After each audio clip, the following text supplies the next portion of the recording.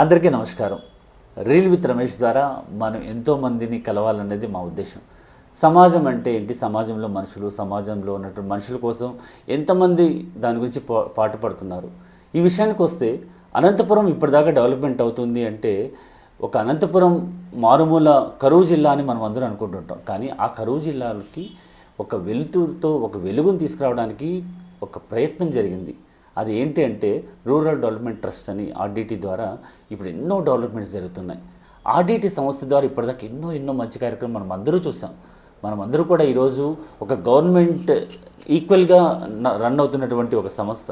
అంటే ఎంతోమందికి ఉపాధి కలిగించడం అవ్వచ్చు, విద్యా సంస్థలు అవ్వచ్చు, మెడిసిన్ అవ్వచ్చు, ఇలా ఎన్నో ఇలాంటి ఆర్డిటి వ్యవస్థ ఉండబట్టి ఈరోజు మేము అనుకుంటున్నాం ఓన్లీ అనంతపూర్ డెవలప్మెంట్. అలా కాకుండా 2 రాష్ట్రాల్లో కూడా ఇది ఉంది అని చెప్పడానికి నిజంగా చాలా గర్వంగా పడుతూ, సో ఇలాంటి మంచి కార్యక్రమాలు ఏమేమి జరిగాయి, ఇంకా ఏం జరగబోతున్నాయి, ఎగ్జైట్మెంట్ మీకు పెరిగిపోతుంది కదా. సో ఇంకెందుకు ఆలస్యం, డైరెక్టర్ గారు ఉన్నారు మన ముందు, విశాల ఫెర్రర్ గారు. సో మేడం గారిని అడిగి కూడా మనకి కొన్ని మంచి విషయాలు అడిగి తెలుసుకుందాం. ఇంకెందుకు ఆలస్యం. నమస్తే విశాల ఫెర్రర్ గారు. సో మీతో కలవడం మా రీల్ విత్ రమేష్ ద్వారా we feel so happy. Thanks for inviting. Yeah madam, ఇప్పుడు ఈ ఆడిట్ అనేది అనంతపూర్ వరకే ఉందా, లేకుంటే ఇంకెక్కడ వేరే ప్రాంతాల్లో ఉన్నాయి? ఎన్ని బ్రాంచెస్గా ఉంటుంది? అనంతపూర్ 2 రాష్ట్రాలలో ఉండడం జరిగింది ఇప్పుడు వరకు. అంటే తెలంగాణ ప్లస్ ఆంధ్ర. దాదాపు 8 జిల్లాలు మనం శ్రీశైలం ఫారెస్ట్లో కానీ, తర్వాత వరంగల్ డిస్టిక్లో కానీ మనం పనిచేయడం జరుగుతుంది. ముఖ్యంగా ఇక్కడ మనం అన్ని యాక్టివిటీస్ కూడా చేయడం జరుగుతుంది. ఇంకా ఇక్కడే కాకుండా నేపాల్లో కూడా డిజబిలిటీ పైన మనం వర్క్ చేయడం, నేపాల్లో కూడా మనం వర్క్ చేయడం జరుగుతుంది. అలాగే శ్రీలంకలో కూడా చూడడం జరుగుతుంది, అంటే ఫ్యూచర్ వర్క్ చేయాలి అని చెప్పేసి. ఓకే, ఇంతగా శ్రీశైలం అడవులు అన్నారు అంటే ఎందుకని అక్కడ ఆ కాన్సెప్ట్? అంటే అక్కడ అటవికలు ఎక్కువ ఉంటారనా, లేకపోతే అక్కడ అంటే చెంచులు ఉన్నారు కాబట్టి ఎక్కువ చెంచులకి ఏవి కూడా సౌకర్యాలు లేని ప్రదేశాల్లో ఉండడం జరుగుతుంది. అంటే ఇంటీరియర్ ఫారెస్ట్లో ఉన్నందువల్ల వాళ్ళకి మెయిన్గా ఆరోగ్యం కానీ, ఒక మంచి ఫుడ్ కానీ, వైద్యం అనేది కానీ ఏది దొరకడం లేదు. అందుకని మనం ఏం చేస్తున్నాం అంటే మొబైల్ హెల్త్ క్లినిక్స్, అంటే మొబైల్ వ్యాన్ వెళ్తుంది, అంటే అంబులెన్స్లో డాక్టర్స్ నర్సెస్ కూడా మన చెంచు గూడెంలకి డైరెక్ట్ వెళ్ళి అక్కడే ట్రీట్మెంట్ చేయడం జరుగుతుంది. అండ్ చెంచు వాళ్ళకి ఎందుకు ఈ మొబైల్ క్లినిక్స్ పెట్టాము అనే దానికి మెయిన్ రీజన్ వచ్చి వాళ్ళకి హెల్త్ హైజీన్ పైన కానీ ఏమైనా మాత్రం నాలెడ్జ్ లేదు. అట్ ద సేమ్ టైం వాళ్ళకి 45-50 ఇయర్స్ కంటే ఎక్కువ జీవితకాలం లేదు. ఎందుకంటే వాళ్ళు డెలివరీస్ అయినా, హెల్త్ ఏదో వచ్చినా, ఏం జరిగినా కానీ ఆ ఫారెస్ట్లోనే జరిగిపోతూ ఉన్నాయి. అందుకని ముఖ్యంగా మనం చూస్తున్నది ఏమంటే వాళ్ళకి ఆరోగ్యపరంగా హెల్ప్ చేయాలా. అలాగే చిన్నపిల్లలు కూడా స్కూల్ ఫెసిలిటీ అనేదే లేదు. అందుకని మనం వాళ్ళకి ఎడ్యుకేషన్ మీద వాల్యూస్ ఏంటి, ఎందుకు ఎడ్యుకేషన్ ఇంపార్టెంట్ చిల్డ్రన్కి అని చెప్పి అక్కడ గవర్నమెంట్ హాస్టల్స్ కూడా కొన్ని ఉండడం జరుగుతుంది. అందుకని మనం పిల్లలకి ఎడ్యుకేషన్ పైన చాలా ఎక్కువగా ఫోకస్ చేస్తున్నాం, ఆ హాస్టళ్ళలో పెడుతున్నాం, ఆ సపోర్ట్ ఏదైతే అవసరం ఉందో వాళ్ళకి చేస్తున్నాం. అలాగే ఉమెన్ కూడా హైజీన్ పైన, హెల్త్ పైన మనం ఎక్కువగా పనిచేయడం, అట్లాగే సంఘాలు రన్ చేయడము. తర్వాత మహిళా అభివృద్ధి నిధి అనే ఒక ఫండ్ ఉంది, అంటే ఇది ఇంట్రెస్ట్ లేని ఫండ్ అనమాట. ఈ ఫండ్ని వాళ్ళకి ఇచ్చి శివరాత్రి ఇలాంటి టైంలో చాలామంది భక్తులు అడవుల్లో నడచడం జరుగుతుంది, అంటే వాకింగ్ ద్వారా టెంపుల్కి వెళ్తారు. సో అలాంటప్పుడు వాళ్ళు కొన్ని ఫెసిలిటీస్, ఇన్కమ్ జనరేషన్ ప్రోగ్రామ్స్ని మనం ఇవ్వడం, దాంతో వాళ్ళు కొంచెం ఆదాయం పొందడం జరుగుతూ ఉంది. ముఖ్యంగా వీళ్ళల్లో ఎక్కువగా చూసింది మేమేమంటే కొన్ని నెలలు అడవుల మీద కూడా వెళ్ళిపోతారు.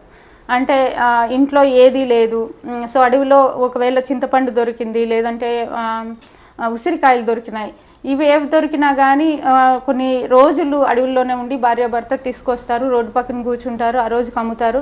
ఆ రోజు లైఫ్ మాత్రమే చూస్తారు వాళ్ళు. నెక్స్ట్ డే ఏముంటుంది, ఏం జరుగుతుంది అనేది కూడా వాళ్ళ లైఫ్లో ఏం తెలియదు.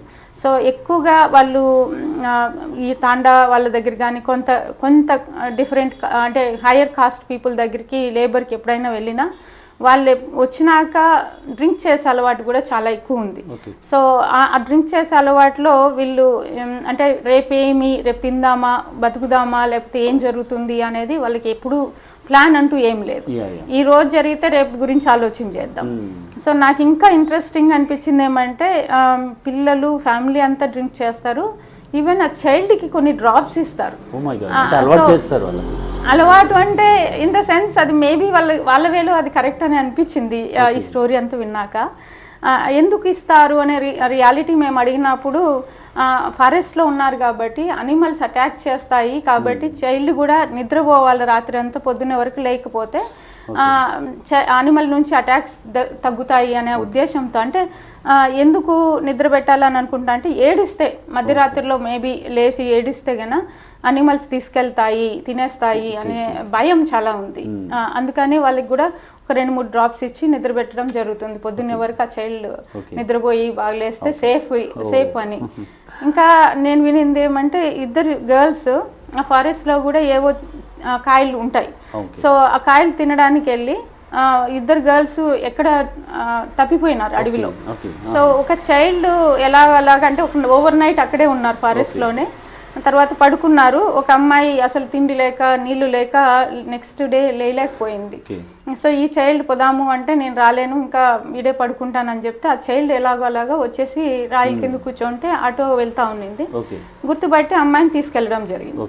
కానీ ఈ చైల్డ్ ఏమైపోయింది అక్కడ పడుకున్న అమ్మాయి అనేది ఎవరికి ఈ రోజు వరకు కూడా తెలియలేదు. అక్కడ ఆర్డిటీ కానీ పోలీసు వాళ్ళు కానీ చాలా NGOs గవర్నమెంట్ ఎతకడం జరిగింది. కానీ ఆ చైల్డ్ ఎప్పుడు కూడా డిసప్పియర్ కిందనే ఉంది. ఎంత రూరల్ అసలు ఎంత డెవలప్ చేద్దామన్నా ఇలాంటి వాళ్ళతో మనం ముందుకు వెళ్ళలేకపోతున్నాం. అంటే ఇలాంటి మీరు అన్ని ఆర్గనైజ్ చేసినా కూడా వాళ్ళు కూడా మీకు కోఆపరేటివ్గా ఉంటున్నారా? వాళ్ళు చాలా బాగా. అంటే ఒకప్పుడు వాళ్ళకి నమ్మకం అనేది ట్రస్ట్ అనేది లేదు. ఎందుకు అంటే చాలా మంది వాళ్ళ దగ్గర పని చేయడానికి వెళ్ళి మీరు చేస్తామని చెప్పినాక చాలా మంది చేయలేదు. కాబట్టి ఆర్డిటీకి అని నిలబెట్టుకునేకి చాలా టైం పట్టింది.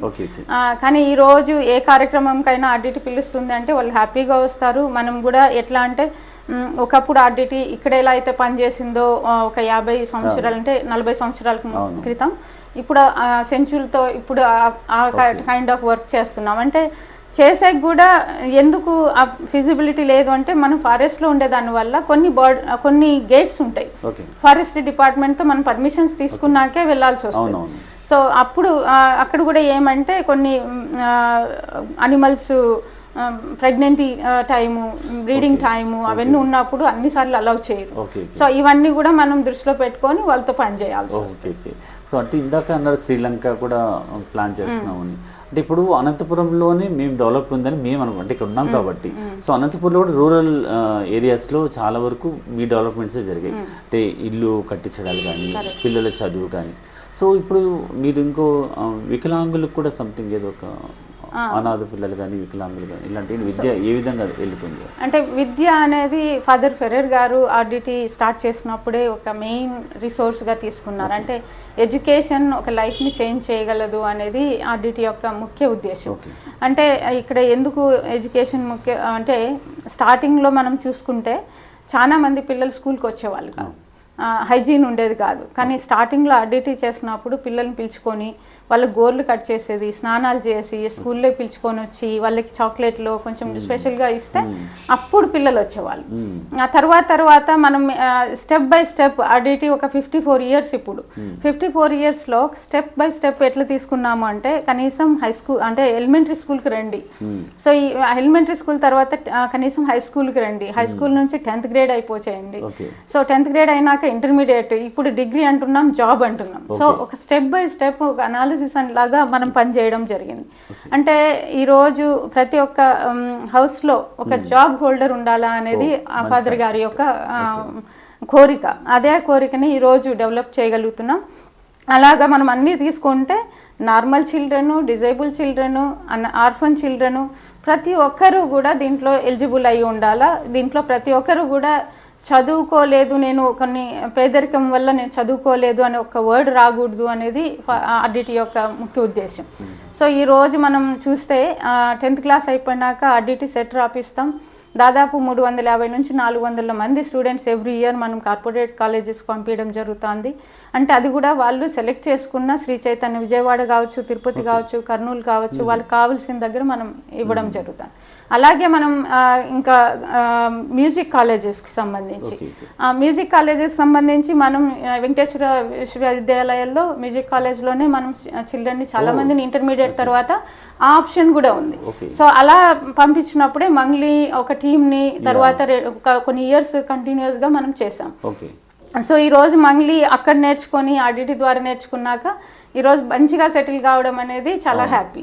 అంటే ఒక చైల్డ్ వాళ్ళ ఫాదర్ ఏదైతే కోరుకున్నాడో వాళ్ళంతకు వాళ్ళు ఒక మంచి నేమ్ తెచ్చుకోవాలా, వాళ్ళ కాళ్ళపైన వాళ్ళు నిలబడాలా, తర్వాత ఇంటికి ఒక మంచి రిసోర్స్గా తయారు కావాలనుకున్నది ఇదే ఫాదర్ వారి కోరిక. ఇంకా వికలాంగుల పరంగా వస్తే వికలాంగులు ఎప్పుడు కూడా చాలా డిస్క్రిమినేషన్ జరిగింది వాళ్ళ కుటుంబాలలో. అంటే డిస్క్రిమినేషన్ ఇన్ ద సెన్స్ వాళ్ళ ఫ్యామిలీకి కూడా బర్డెన్ అనేది సో ఎందుకంటే వికలాంగులు ఉన్నందువల్ల ఇంట్లో వాళ్ళని చూసుకునే విధానంలో తల్లిదండ్రులు రోజు కూలి పోవడం కానీ వాళ్ళు బయటికి పోయే అవకాశాలు లేక ఇవన్నీ కూడా చాలా ఇబ్బందులు పడేటప్పుడు ఆర్గనైజేషన్ గమనించి మనం ప్రైమరీ స్కూల్స్ రీజనల్ లెవెల్లో చాలా స్కూల్స్ మనం రన్ చేస్తున్నాము. అలాగే హై స్కూల్స్ మనకు అనంతపూర్ చుట్టుపక్కల అంటే ఒకటి బ్లైండ్, విజువల్లీ బ్లైండ్, తర్వాత ఆర్ఫన్ ఇన్క్లూజివ్ స్కూల్ అంటాం. సో ఇది బెంగళూరు చెన్నై మధ్యలో రోడ్లో అనంతపూర్ బయట వస్తుంది. సో ఈ స్కూలు మనం ఎస్పెషలీ ఈ పిల్లలకి ఎందుకు రన్ చేస్తున్నాం అంటే ప్రైమరీ అంతా కూడా ఫీల్డ్ లెవెల్ అయిపోయినాక హై స్కూల్ ఇక్కడికి రావాలా, ఇక్కడ 10th వరకు మనం సపోర్ట్ చేస్తున్నాం. ఈవెన్ 10th అయిపోయినాక ఇప్పుడు ఇంటర్మీడియట్ కూడా అంటే ఇప్పుడు కొత్తగా వాళ్ళకు కూడా ఏం చేస్తున్నామంటే మనం డిజిటల్ క్లాస్ రూమ్స్ని తయారు చేయగలుగుతున్నాం. సో కంప్యూటర్ నాలెడ్జ్ని, స్పోర్ట్స్ వాళ్ళకి కానీ ఏ అవకాశం వచ్చినా కానీ సో వాళ్ళు క్రికెట్ ఆడతారు, మనం చూస్తే మనకు చాలా ఇంప్రెస్ అయిపోతాం. అంటే మేబీ వాళ్ళకి చూపు లేదు కానీ వినడం వచ్చు కాబట్టి బాల్లో ఒక చిన్న విజిల్ ఉంటుంది. సో రోల్ చేసినప్పుడు ఆ సౌండ్ని బట్టి వాళ్ళు క్రికెట్ ఆడతారు. సో అన్ని స్పోర్ట్స్లో ఇప్పుడు ఈవెన్ ఇంటర్నేషనల్ లెవెల్లో వాళ్ళు అన్ని మెడల్స్ కూడా మన వాళ్ళు స్పెషల్ ఒలింపిక్స్లో తీసుకురావడం జరిగింది. ఈవెన్ వాళ్ళు క్లాస్ రూమ్కి వెళ్తే ప్రతి ఒక్క దగ్గర కూడా బ్రెయిల్ ఉంటుంది. బ్రెయిల్ కూడా మనకు ఉన్నది ఫెసిలిటీస్ ఎక్కడా లేవు. 2 స్టేట్లకు కూడా మనము సిలబస్ కూడా మనమే తయారు చేస్తాం. ఆర్డిటి అసలు ఇది వినడానికి చాలా బాగా అనిపిస్తుంది. ఎందుకంటే ఈ వికలాంగులు కూడా ఒక స్పోర్ట్స్ లోకి వెళ్ళి వాళ్ళు ఆడుతున్నారు. క్రికెట్ అన్నప్పుడు అవి వండర్ వాళ్ళు బాల్ ఎలా వస్తుందో తెలియదు, ఎలా లిఫ్ట్ చేయాలో తెలియదు, కానీ ఎలా ప్రిపేర్ చేస్తున్నారు. ఈ స్పోర్ట్స్ పరంగా అంటే ఎడ్యుకేషన్ బాగుంది. సో స్పోర్ట్స్ పరంగా కూడా మనకు చాలా మనం స్టేడియంస్ ఉన్నాయి. అవి ఈ డెవలప్మెంట్కి మనకు ఇప్పుడు కరెక్ట్ అనిపిస్తుంది. అంటే ఇప్పుడు ఈ అనంతపురం అయిపోయినా బయట నుంచి కూడా ఈ యొక్క స్టేడియంలో డెవలప్మెంట్స్ జరుగుతున్నాయి. అంటే టోర్నమెంట్స్ మనం బయట కంట్రీస్ కూడా ఇస్తున్నాము, డిఫరెంట్ స్టేట్స్ కూడా వచ్చి ఆడుతున్నాయి. మెయిన్గా ఏమంటే మనకు న్యూజిలాండ్ క్రికెట్ టోర్నమెంట్ కూడా ఇక్కడ ఎక్కువగా హాక్స్ అనే అకాడమీ నుంచి చాలా ఎక్కువ రావడం జరుగుతూ ఉంటుంది. అట్లానే శ్రీలంక జయసూర్య అకాడమీ నుంచి కూడా రావడం జరుగుతూ ఉంటుంది. సో ఇవన్నీ యాజ్ యూజువల్గా జరిగినా మనకి రంజీ టోర్నమెంట్స్ ఇవన్నీ కూడా ఆంధ్ర రంజీ ట్రోఫీ అని ఇవన్నీ కూడా జరుగుతూ ఉంటాయి. ఇంకా మేము ముఖ్యంగా తీసుకున్నప్పుడు అకాడమీస్లో రన్ చేస్తున్నాం. దాదాపు 250 చిల్డ్రన్ ఉన్నారు మనకు అకాడమీలో. అంటే డిఫరెంట్ స్పోర్ట్స్ ఉన్నాయి. ఇక్కడ మెయిన్గా ఏమంటే మనము హాకీ బాయ్స్ అండ్ గర్ల్స్ ఉంది, గర్ల్స్ క్రికెట్ బాయ్స్కి గర్ల్స్కి ఉంది, జూడో ఉంది, ఫుట్బాల్ ఉంది, రాఫా నదల్ టెన్నిస్ అకాడమీ ఉంది. సో కబడ్డీ కూడా రీసెంట్గా స్టార్ట్ చేయడం జరిగింది. సో ఇవి కూడా ఇక్కడ కూడా మెయిన్ ఏమంటే సబ్ సెంటర్స్ మనకి రూరల్ ఏరియాలో ఉన్నాయి. సో అక్కడ బాగా ఆడే పిల్లల్ని ఇక్కడ మనం అకాడమీలోకి తీసుకొచ్చి ఇక్కడ ఇంకా స్పెషల్ ట్రైనింగ్ కూడా ఇవ్వడం జరుగుతుంది. అలాగే స్పెషల్ టోర్నమెంట్స్ ఎక్కడైతే జరుగుతున్నాయో అక్కడ అన్ని దగ్గరలు కూడా మనం పంపించడం జరుగుతుంది. సో ఈ రోజు క్రికెట్ పరంగా చూసుకుంటే బండ్లపల్లి నుంచి మనకి అనూష రెడ్డి ఈరోజు ఇండియా గర్ల్స్ టీమ్ కి ఆడడం జరుగుతుంది. సో అట్లా మనకి మంచి మంచి ప్లేయర్స్ ఈవెన్ హాకీకి కానీ తర్వాత ఫుట్బాల్ కానీ ఆల్రెడీ ఒక లెవెల్కి వెళ్తున్నారు. సో అనంతపూర్ నుంచి మేము ఎప్పుడు కోరుకునేది ఏమంటే స్పోర్ట్స్ అనేది ఒక రిచ్ మ్యాన్ ఆస్తి అని అంటారు.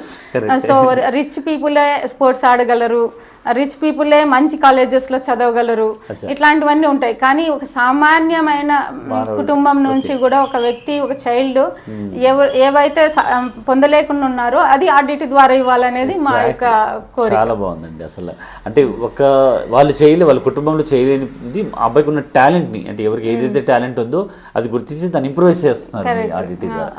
సో మేము కూడా చాలా ప్రోగ్రామ్స్ చూసాం, బ్లైండ్స్ వచ్చి పాటలు పాడడం, వాళ్ళు చేసేది అసలు థ్రిల్ ఉంటుంది. వాళ్ళు వచ్చి పాటలు పాడుతుంటే, డాన్స్ చేస్తుంటే కూడా అసలు రిథమిక్ గా డాన్స్ చేయడం వాళ్ళకి నిజంగా చాలా బాగా అనిపిస్తుంది. ఇవి ఎలాగా స్పెషల్ ట్రైనింగ్స్ ఎవరైనా చేయిస్తుంటారా? అంటే మాకు ప్రతి ఒక్క స్కూల్ కి ట్రైనర్స్ ఉన్నారు. అంటే ఒక్కొక్క స్కూల్ కి ఒక ట్రైనర్, డాన్స్ ట్రైనర్ ఉంటారు, స్పోర్ట్స్ ట్రైనర్ ఉంటారు, cultural singing side, music side trainer ఉంటారు.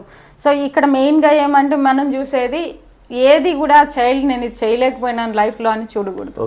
సో ఇవన్నీ చేసినప్పుడు ఆ చైల్డ్ పైన వాళ్ళ ఇంట్రెస్ట్ ఏముండాయో గమనించడం, ఆ స్పెషల్ క్లాసెస్ స్కూల్ మామూలుగా రన్ అవుతుంది, కానీ మిగతా ఎక్స్ట్రా కరిక్యులర్ యాక్టివిటీస్లో స్పోర్ట్స్ ఇంట్రెస్ట్ ఉండే వాళ్ళని స్పోర్ట్స్ ఒక గ్రూపు, మ్యూజిక్ ఇంట్రెస్ట్ ఉండే వాళ్ళని మ్యూజిక్ సైడ్, డాన్స్ ఇంట్రెస్ట్ ఉన్న వాళ్ళని డాన్స్. సో ఈవెన్ మేము చాలాసార్లు నార్మల్ చిల్డ్రన్కి, డిజేబుల్ చిల్డ్రన్కి కలుపుతూ ఉంటాం. సో కలిపినప్పుడు disable persons the top one, ఎందుకంటే మా దగ్గర ఉంటారు, మా దగ్గరే నేర్చుకుంటారు. మేము వాళ్ళ మెనూ కానీ, ఫుడ్ కానీ, అకామిడేషన్ కానీ అన్ని కూడా మా దగ్గరే ఉంటాయి. సో ఇప్పుడు ఇంక్లూజివ్ స్కూల్ చెప్పాను. స్పీచ్ అండ్ హియరింగ్ అంటే ఎవరైతే మాట్లాడలేరో, వినలేరో వాళ్ళకి స్పీచ్ అండ్ హియరింగ్ స్కూల్ బుక్రాయ సముద్రం. సో అది కూడా ఒక పెద్ద స్కూల్ అన్నమాట, పెద్ద క్యాంపస్. సో వాళ్ళ కోసమే అక్కడ అకామిడేషన్, ఫుడ్, వాళ్ళ క్లాస్ రూమ్స్, వాళ్ళ స్పోర్ట్స్కి ఆడిటోరియం మొత్తం అక్కడే ఉంటుంది. సో అట్లా మెయిన్గా మనం అది చూసుకుంటున్నాం.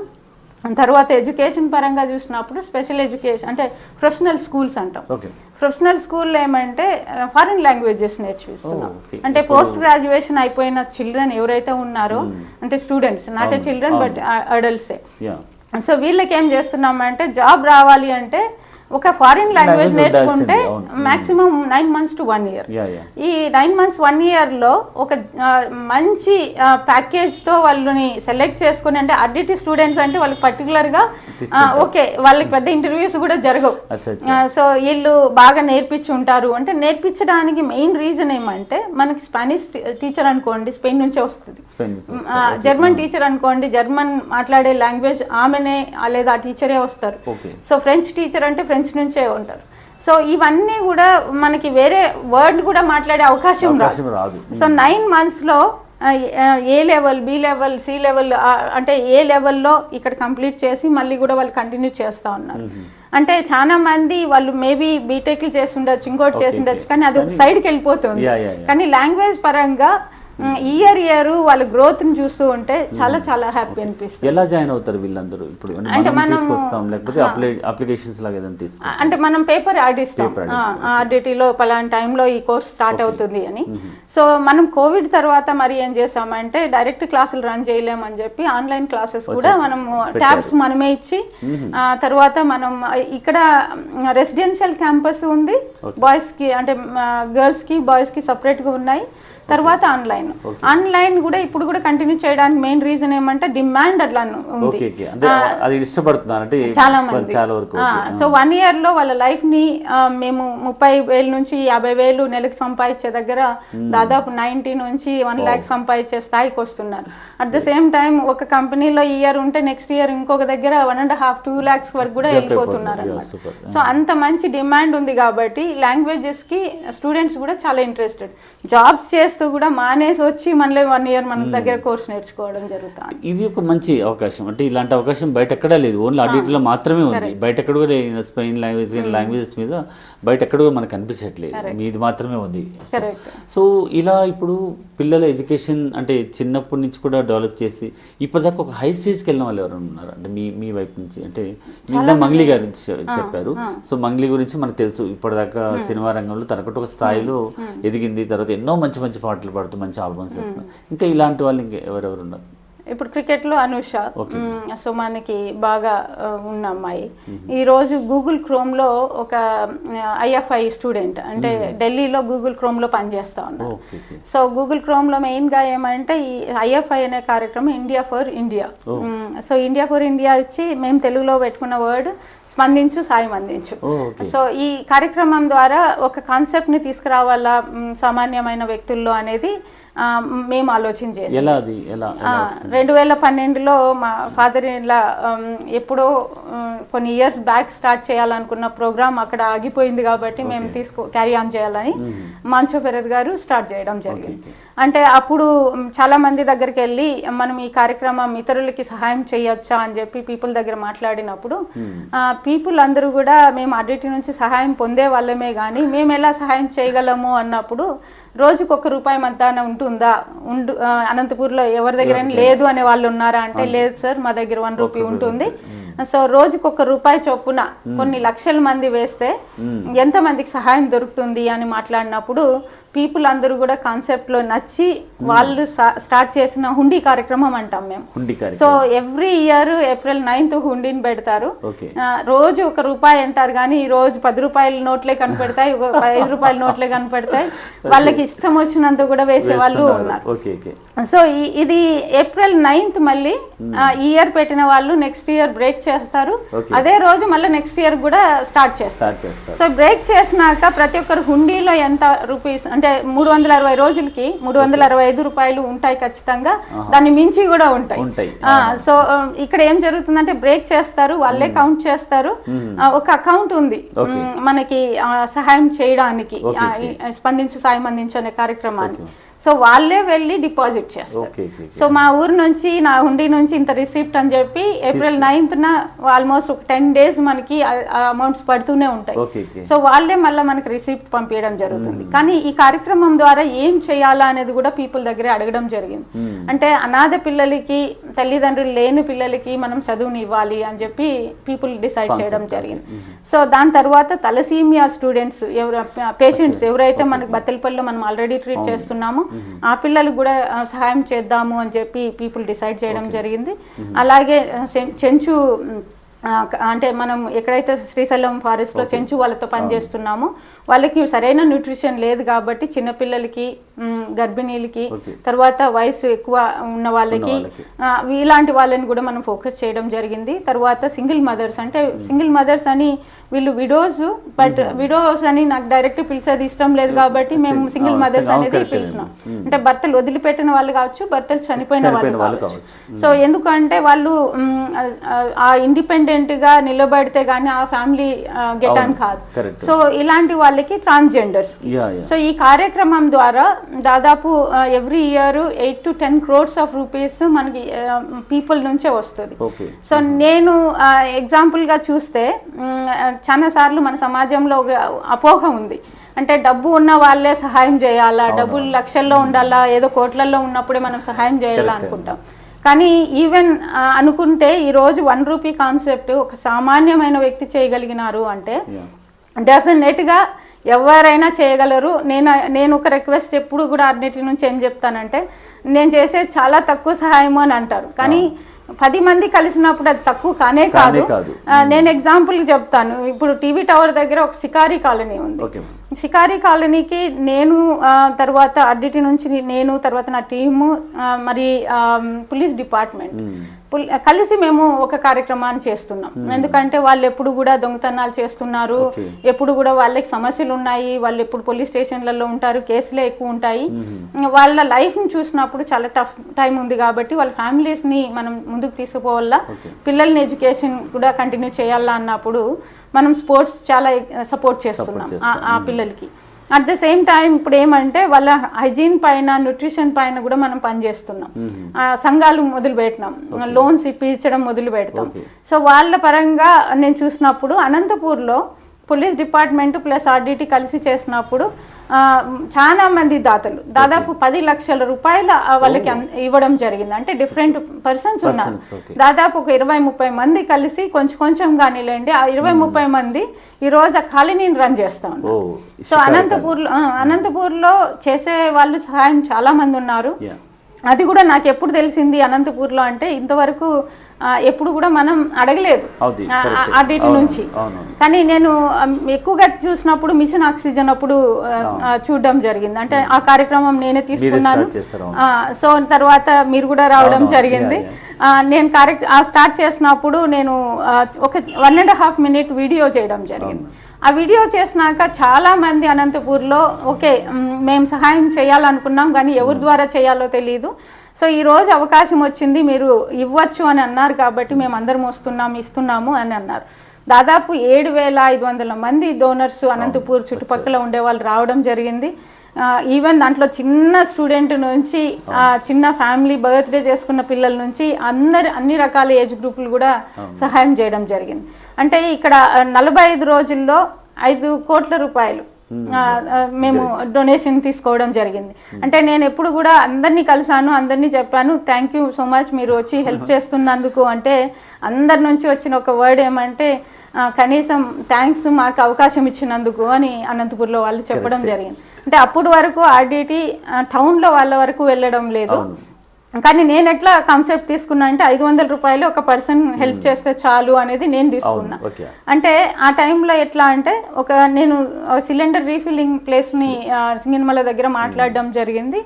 మాట్లాడితే ఒక 500 రూపాయలు సిలిండర్కి మీరు తీసుకోగలిగితే ఒక సిలిండర్ ఒక ప్రాణాన్ని కాపాడినా కానీ మనం ఎంతోమంది ప్రాణాలని బత్తలపల్లిలో నుంచి హాస్పిటల్లో ఎట్లా ట్రీట్ చేస్తున్నాం కాపాడుకోవచ్చు అని చెప్పి నేను అదే వర్డ్ని వీడియోలో పెట్టడం జరిగింది.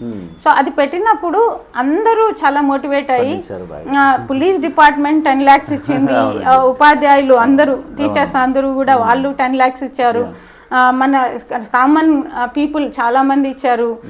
ఈవెన్ మనకి విండ్ మిల్స్ నుంచి ఒక సెక్యూరిటీ నాకు 9,000 వస్తుంది సార్, కానీ నాకు 1,000 రూపీస్ నేను డొనేషన్ ఇవ్వడం జరిగింది. ఈవెన్ హౌస్ వైఫ్స్ చాలా మంది చేశారు. ఒక చైల్డ్ నాకు ఫోన్ చేసి నా దగ్గర 40 రూపీస్ ఉంది తీసుకుంటారా అని చెప్పి అడగడం జరిగింది.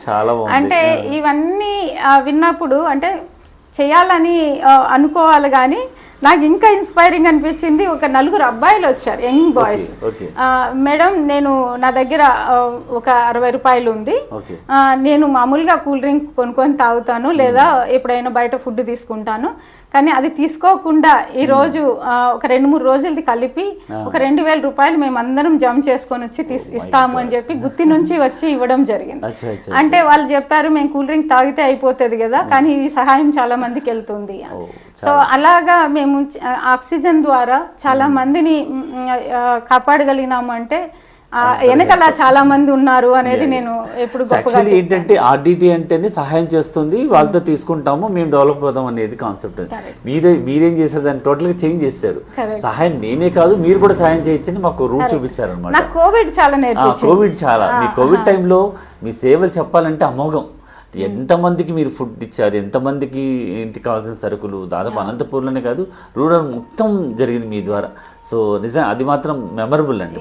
ఈవెన్ కోవిడ్ ఫస్ట్ వేవ్ ఒక లెర్నింగ్, సెకండ్ వేవ్ ఒక లెర్నింగ్. ఫస్ట్ వేవ్ తీసుకుంటే ఫుడ్ గ్రెయిన్స్ యాక్చువల్గా కలెక్టర్ గారు ఇన్వైట్ చేసి మనము స్లమ్స్లో ఎవరైతే రోజు కూలికి వెళ్ళి ఆ రోజు తెచ్చుకొని తినగలుగుతారో రేపు పని ఉండదు, లాక్డౌన్ ఉంటుంది. సో ఆర్డిటి నుంచి కొన్ని ఎన్జిఓలు అందరూ కలిసి మీరు చేయాలి అన్నప్పుడు మనం ఓకే చెప్పడం జరిగింది. తర్వాత మనం కూడా స్టార్ట్ చేయడం జరిగింది. అంటే కుక్డ్ ఫుడ్డే ఇవ్వాలి, ఎందుకంటే గ్యాస్ ఉండదు, సరుకులు ఉండవు, ఏది కూడా వాళ్ళు తెచ్చుకునే పరిస్థితిలో ఉండరు అన్నప్పుడు మనం కుక్ చేసి వాళ్ళు 450 to 500 grams ఫుడ్ ఇవ్వాలి అని చెప్తే మనం అలానే ప్యాక్ చేయడం జరిగింది. సో అట్లా చేసి మనం ఒక 400 ప్యాకెట్లు ఫస్ట్ డే మనకి ఒక కాలనీ ఇవ్వడం జరిగింది. అంటే తర్వాత చెప్పారు ఎవరైనా డ్రాప్ అయితే కూడా మేము మీకే అడుగుతాము, మీరు కంటిన్యూ చేయాలా అని చెప్తే సరే సార్ అని చెప్పినాం. తర్వాత మీడియా అంతా కూడా నా దగ్గరికి రావడం జరిగింది. చాలా మంది అడిగారు అంటే మీ దగ్గర ఎంత ఉంది బియ్యం కానీ చేయడానికి కానీ ఎంత ఉంది, మీరు ఎలా కంటిన్యూ చేయాలనుకుంటున్నారు, ఎందుకంటే లాక్డౌన్ ఉంది కదా అని చెప్పి చాలా మంది అడిగినప్పుడు మేము ఒకటే కాన్సెప్ట్ని బిలీవ్ చేస్తాం. అంటే ఫాదర్ ఫెర్రర్ గారు మాకు ఏం నేర్పించినారంటే ఏదైనా ఒక కార్యక్రమం మొదలు పెట్టండి, ఏదైనా కూడా దాని అంతటి అదే వస్తుంది అని చెప్పి. సో అదే మాటను నేను మీడియాతో చెప్పినప్పుడు మా పీపుల్ విన్నారు, విలేజెస్ లో. సో నేను మా దగ్గర ఉండిండేది ఒక 40 daysకి అలా సరిపోయింది. కానీ తర్వాత 40 days కూడా కాదు, 20 daysకి సరిపోయింది. సో తర్వాత మేము ఆలోచన కూడా రాకనే మా పీపుల్ అంతా కూడా బియ్యం తీసుకురావడం జరిగింది, కూరగాయలు తీసుకురావడం జరిగింది, ఆయిల్ ఇవ్వడం జరిగింది. అంటే మాకు పెద్ద ఆడిటోరియం ఉంది, ఆడిటోరియం ఒక సూపర్ మార్కెట్ లాగా తయారైపోయింది. అంటే దాదాపు 75 lakhs వర్త్ మెటీరియల్. అంటే నేను మళ్ళీ మా స్టాఫ్ ని పెట్టి ఎంత పీపుల్ అంటే మనం కేజీ బియ్యం మార్కెట్ లో ఎంత ఉంది, మన పీపుల్ ఇచ్చిండేది అంతా కూడా మనీ రూపంలో క్యాలిక్యులేషన్ చేయాలన్నప్పుడు, సో అవన్నీ చూసుకున్నప్పుడు 75 lakhs వర్త్ మెటీరియల్. అంటే ఆ బండ్లు వస్తున్నప్పుడు కూడా లాక్డౌన్లో పోలీసు వాళ్ళు కానీ ఎవరో కూడా ఆపకుండా పోండి, చెయ్యండి, మంచి కార్యక్రమం చేస్తే బాగుంటుంది అని చెప్పి ప్రతి ఒక్కరు కూడా బాగా సపోర్ట్ చేయడం. ఆ సపోర్ట్లో మేము దాదాపు 10,000 ప్యాకెట్లు రోజుకి చేయడం జరిగింది.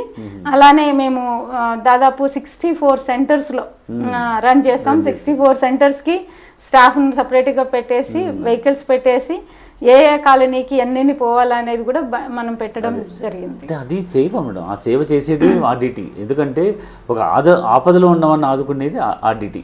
మా టైటిల్ అదే, ఆపదలో ఉన్నవాడిని ఆదుకునేది ఆర్డిటి. అలాంటి ఎన్నో ఆపదల్లో, ఇదే కాదు మన వరదలు వచ్చినప్పుడు కావచ్చు, ఏ సమయంలో కూడా మీ నుంచే చాలా వరకు వచ్చింది. అంటే మిమ్మల్ని చూసి ఇన్స్పైర్ అయ్యి మిమ్మల్ని రోల్ మోడల్గా పెట్టుకొని జరిగే సంస్థలు కొన్ని మొదలయ్యాయి చాలా వరకు. మిమ్మల్ని చూసి మీ ఎలాగా చేయాలి అని, మీకు సహాయం చేయాలి, మీతో పాటు జరగాలి అని. సో ఇలాంటి వాళ్ళకు మీరు ఈ సేవ గురించి, మిగతా చాలామంది ఏదో సేవలు చేస్తున్నట్టుగా ఓన్లీ ఫోటోలు పోజులు ఇవ్వడం, ఫేస్బుక్లో పెట్టుకోవడం, చిన్న చిన్న వీడియోస్ పెట్టుకొని చేసేవాళ్ళు చాలామంది ఉన్నారు. ఇలాంటి వాళ్ళకి మీరు ఏమని సజెస్ట్ చేస్తారు? అది కరెక్ట్ అంటారా, లేకపోతే చేసే సేవ ఎలా ఉండాలి అంటారు? అంటే సేవ అంటే మెయిన్గా పీపుల్కి ఏ అవసరాలు ఉన్నాయో అవసరాన్ని తీర్చగలిగే స్థాయిలో మనం ఉంటే చాలు. మనం ఫోటోలు తీసుకోనో ఏదైనా అప్లోడ్ చేసే దానివల్ల కాకుండా మనం చేసే నిజాయితీ అయిన వర్క్ వాళ్ళు చూసి వాళ్ళు సంతోషపడితే అదే మనకి ఇచ్చే పెద్ద బహుమానం అని నేను అనుకుంటాను. అంటే నేను ఒకటి కోరుకునేది ఏమంటే, సమాజంలో సేవ చేయాలి అనేది చాలామందికి ఉంటుంది. చెయ్యండి, మంచి స్థాయిలో చెయ్యండి, వాళ్ళకి అవసరాలను తీర్చే స్థాయిలో ఉండండి. కానీ మనకు అవసరం ఉండేటట్లు కాదు, వాళ్ళ అవసరాలని మనం తీర్చేటట్లుంటే రేపు పొద్దున పీపులే మన గురించి మాట్లాడేటట్లు ఉంటే గన డెఫినెట్గా ఈ సమాజంలో మార్పు తీసుకొస్తాం. మార్పు అనేది ఆర్డిటిఓ గవర్నమెంట్ చేస్తే చాలు. ఎందుకంటే మనం చాలా మంది ఉన్నాం. India not a small country, ఇండియాలో చాలా పెద్ద కంట్రీ, చాలా మంది పాపులేషన్ ఉన్నాము. ఈ పాపులేషన్ అంతా కూడా ముందుకు పోవాలంటే ఖచ్చితంగా ప్రతి ఒక్కరు ఒక సామాన్య వ్యక్తిగా నాకంటూ ఏముందో దాంట్లో కనీసం ఒక 2% ఒక వ్యక్తి సహాయం చేయగలిగినా కూడా మనం బతికినట్లు ఇంకొక వ్యక్తి కూడా మన ముందు ఉండే వ్యక్తి బతకాలి, అదే మనం అనుభవిస్తున్న జీవితం వాళ్ళు కూడా అనుభవించాలి అనేది మేము కోరుకుంటాం. ఇది బాగుందండి. అంటే ఇప్పుడు మన సేవలు మాట్లాడుకున్న అన్నీ బాగున్నాయి. సో ముందుగా ఒక విషయం అయితే అడగాలి, ఎందుకంటే ఫెడరర్ గారు, మేడం గారు వచ్చి స్టార్ట్ చేసి ఎంతోమందికి ఇన్స్పైర్ చేసి, సో ఎన్నో కష్టాలు పడి అన్ని విధాలు ఎన్నో అవమానాలు అవ్వచ్చు, ఏదైనా కూడా కష్టాలు అయినా కూడా ఇప్పుడు ఆడిట్ అనేది మాకు ఒక కల్పతరువు లాంటిది అయిపోయింది. సో ఇలాంటి ఆడిటీలోకి విశాల ఫెడరర్ లాంటి ఒక అమ్మాయి, అనంతపురం అమ్మాయి ఆ ఫ్యామిలీలో జాయిన్ అవ్వడాన్ని మేమంతా ఒకటి అనుకుంటాం. అదేంటంటే ఒక చిన్న కాన్సెప్ట్ ఏంటంటే, ఒక అమ్మాయి బయట ముగ్గేసుకుంటూ కూర్చొని ఒక పల్లెలో ఉన్న అమ్మాయికి ఒక రాజకుమారుడు గుర్రం మీద వస్తాడనమాట. గుర్రం మీద వచ్చిన తర్వాత ఆ అమ్మాయిని చూసి నేను పెళ్లి చేసుకుంటానని ఆప్షన్ ఇచ్చినట్టుగా పెళ్లి చేసుకుంటారు. అన్ఎక్స్పెక్టెడ్గా ఒక రాజు వచ్చి మామూలుగా ఉన్నటువంటి సామాన్య స్త్రీని పెళ్లి చేసుకుంటాడు. ఆ కథని మేము ఎప్పుడు విశాల గారు అలాగేమో అని అనుకుంటాం. దానికి మీరు యాక్సెప్ట్ చేస్తారా? ఖచ్చితంగా. అంటే ముఖ్యంగా మేము కలవడానికి మెయిన్ కారణం ఏమంటే, మాంచో ఇక్కడికి వర్క్ మీద రావడం జరిగింది. వర్క్ మీద వచ్చినప్పుడు కొన్ని పొలాలలో తిరుగుతున్నప్పుడు కలిసడం జరిగింది. కలిసినప్పుడు నేను నీళ్ళు ఇచ్చినాను. సో ఇచ్చిన ద్వారా తను చాలా నచ్చింది అని చెప్పి అప్పుడు ఇష్టపడి పెళ్లి చేసుకోవడం జరిగింది. వయసు అప్పుడు మీ వయసు ఎంత? 19 years. 19 years. ఓకే. అంటే అది ఎక్కడ మీ ప్రాపర్ ఎక్కడ ప్లేస్? నేను పుట్టింది వచ్చి రాచనేపల్లి తనకల్లు మండలంలో, పెరిగింది వచ్చి ఎన్పి కుంట మండలం తిమ్మమరి మాన్ముకువాన్లపల్లి దగ్గర. తిమ్మమరి అంటే మన గిన్నిస్ రికార్డ్ ఉన్నటువంటి, అంటే ఆ చెట్టు గురించి మీకు బాగా ప్రాధాన్యత తెలిసే ఉంటుంది. ఎందుకంటే నాకు చాలా ఇష్టం. నేను పుట్టి పెరిగింది అక్కడే. చాలా వరకు చిన్నప్పటి నుంచి నా హై స్కూల్ అంతా కూడా తిమ్మమరిమాన్లోనే జరిగింది. ఓకే. సో అంటే ఒక తెలుగింటి అమ్మాయి ఇప్పుడు ఫెర్రర్ లాంటి ఫ్యామిలీలోకి వెళ్ళడం ఎలా ఉండేది చెప్పండి. అంటే నేనైతే అదృష్టవంతురాలని అని అనుకుంటాను. ఎందుకంటే ఆపర్చునిటీ నేను ఏ రోజు ఊహించనేది నా లైఫ్లో జరిగింది. నేను చెప్పిన కథకు ఏమైనా కనెక్ట్ ఉందా? నేను చెప్పిన కథకి డెఫినెట్గా మేమిద్దరం కలవడానికి మెయిన్గా కథనే ఆధారం అని చెప్తాను. అంటే మాంచో పెళ్లి చేసుకొని ఇక్కడికి వచ్చినప్పుడు కూడా చాలా ఇంటర్వ్యూస్లో నన్ను అడిగింది క్వశ్చన్ ఇదే. అంటే ఎలా వీళ్ళతో అడ్జస్ట్ అవుతున్నారు, ఎలా ఉంది, నీకు ఈజీగానే ఉందా, డిఫికల్ట్గా ఉందా అన్నప్పుడు నా ఫ్యామిలీలో నేను ఇక్కడికి వచ్చినాక నాకు అనుకూలంగా మా ఫ్యామిలీ తయారైంది. నాకు ఇబ్బందులు అనేది డిఫరెంట్ అనేది ఏ రోజు కూడా ఫీలింగ్ రాలేదు. సో ముఖ్యంగా మాంచోని పెళ్లి చేసుకున్నాక నేను ఎప్పుడు కూడా ఊహించనిది ఒక సర్వీస్ చేస్తాను, ఆ డ్యూటీకి వచ్చి చాలామంది పీపుల్తో పని చేస్తాను అనేది నాకు చాలా నచ్చింది. అంటే ఈరోజు నాకు ఇంకా ఈజీగా ఎందుకు అనిపిస్తుంది అంటే నేను కూడా ఒక పల్లె నుంచి వచ్చిన దాన్ని. సో పల్లెల్లో ఏ సమస్యలు ఉంటాయి, మహిళలకి గర్ల్స్కి ఏ సమస్యలు ఉంటాయి అనే దానిపైన నేను ఉమెన్ ఎంపవర్మెంట్ డైరెక్టర్గా ఈరోజు పనిచేసే దానివల్ల చాలా నేర్చుకుంటున్నా. అంటే ఏ సమస్యలు పిల్లలు కానీ మహిళలు కానీ లేదా కుటుంబాలు కానీ ఫేస్ చేస్తున్న ఈ సమాజంలో అనేది చూడగలుగుతున్నా, చేయగలుగుతున్నా. అలాగే ఈరోజు మహిళలు ఎంతోమంది, అంటే దాదాపు మాకు 8,500 సంఘాలు ఉన్నాయి. సో మహిళా సంఘాలు ఉన్నాయి. దాదాపు 1,00,000 మంది ఉమెన్ ఉన్నారు. సో వీళ్ళందరితో పనిచేయడం కూడా ఒక అదృష్టంగా ఫీల్ అవుతాను నేను. అంటే ఒక మహిళగా, ఒక రూరల్ అమ్మాయిగా వాళ్ళకున్న ప్రాబ్లమ్స్ ఏంటి అనేది తెలుసుకోవడం ఇంకా ఈజీ అయింది. కాబట్టి వాళ్ళు నాతో చాలా క్లోజ్గా ఉంటారు, నేను ఇంకా వాళ్ళతో క్లోజ్గా ఉండి పనిచేయడానికి. అంటే ఏ సమస్యతో ఉంటే ఆ సమస్య మీకు క్లారిటీ చేస్తున్నారు. సో మమ్మల్ని మీరైతే డైవర్ట్ చేస్తున్నట్టు అర్థం అవుతుంది. నేను అడిగాడు మీరు ఫెర్రర్ గారితో మీ ఎలా స్టార్ట్ అయింది అనేది మేము ఎక్సైట్మెంట్ ఉంది మాకు. ఎలా ఆయన ప్రపోజ్ చేశాడా, అంటే మిమ్మల్ని వాళ్ళ ఫ్యామిలీ వచ్చి ప్రపోజ్ చేశారా? అంటే మాంచో సైడ్ నుంచే ఫస్ట్ ప్రపోజల్ రావడం జరిగింది. అంటే మాంచో చిన్నప్పటి నుంచి మా ఇంటికి వస్తూ ఉండేవాళ్ళు. సో వచ్చే తరంలో అప్పుడు చిన్న వాళ్ళం ఇద్దరము.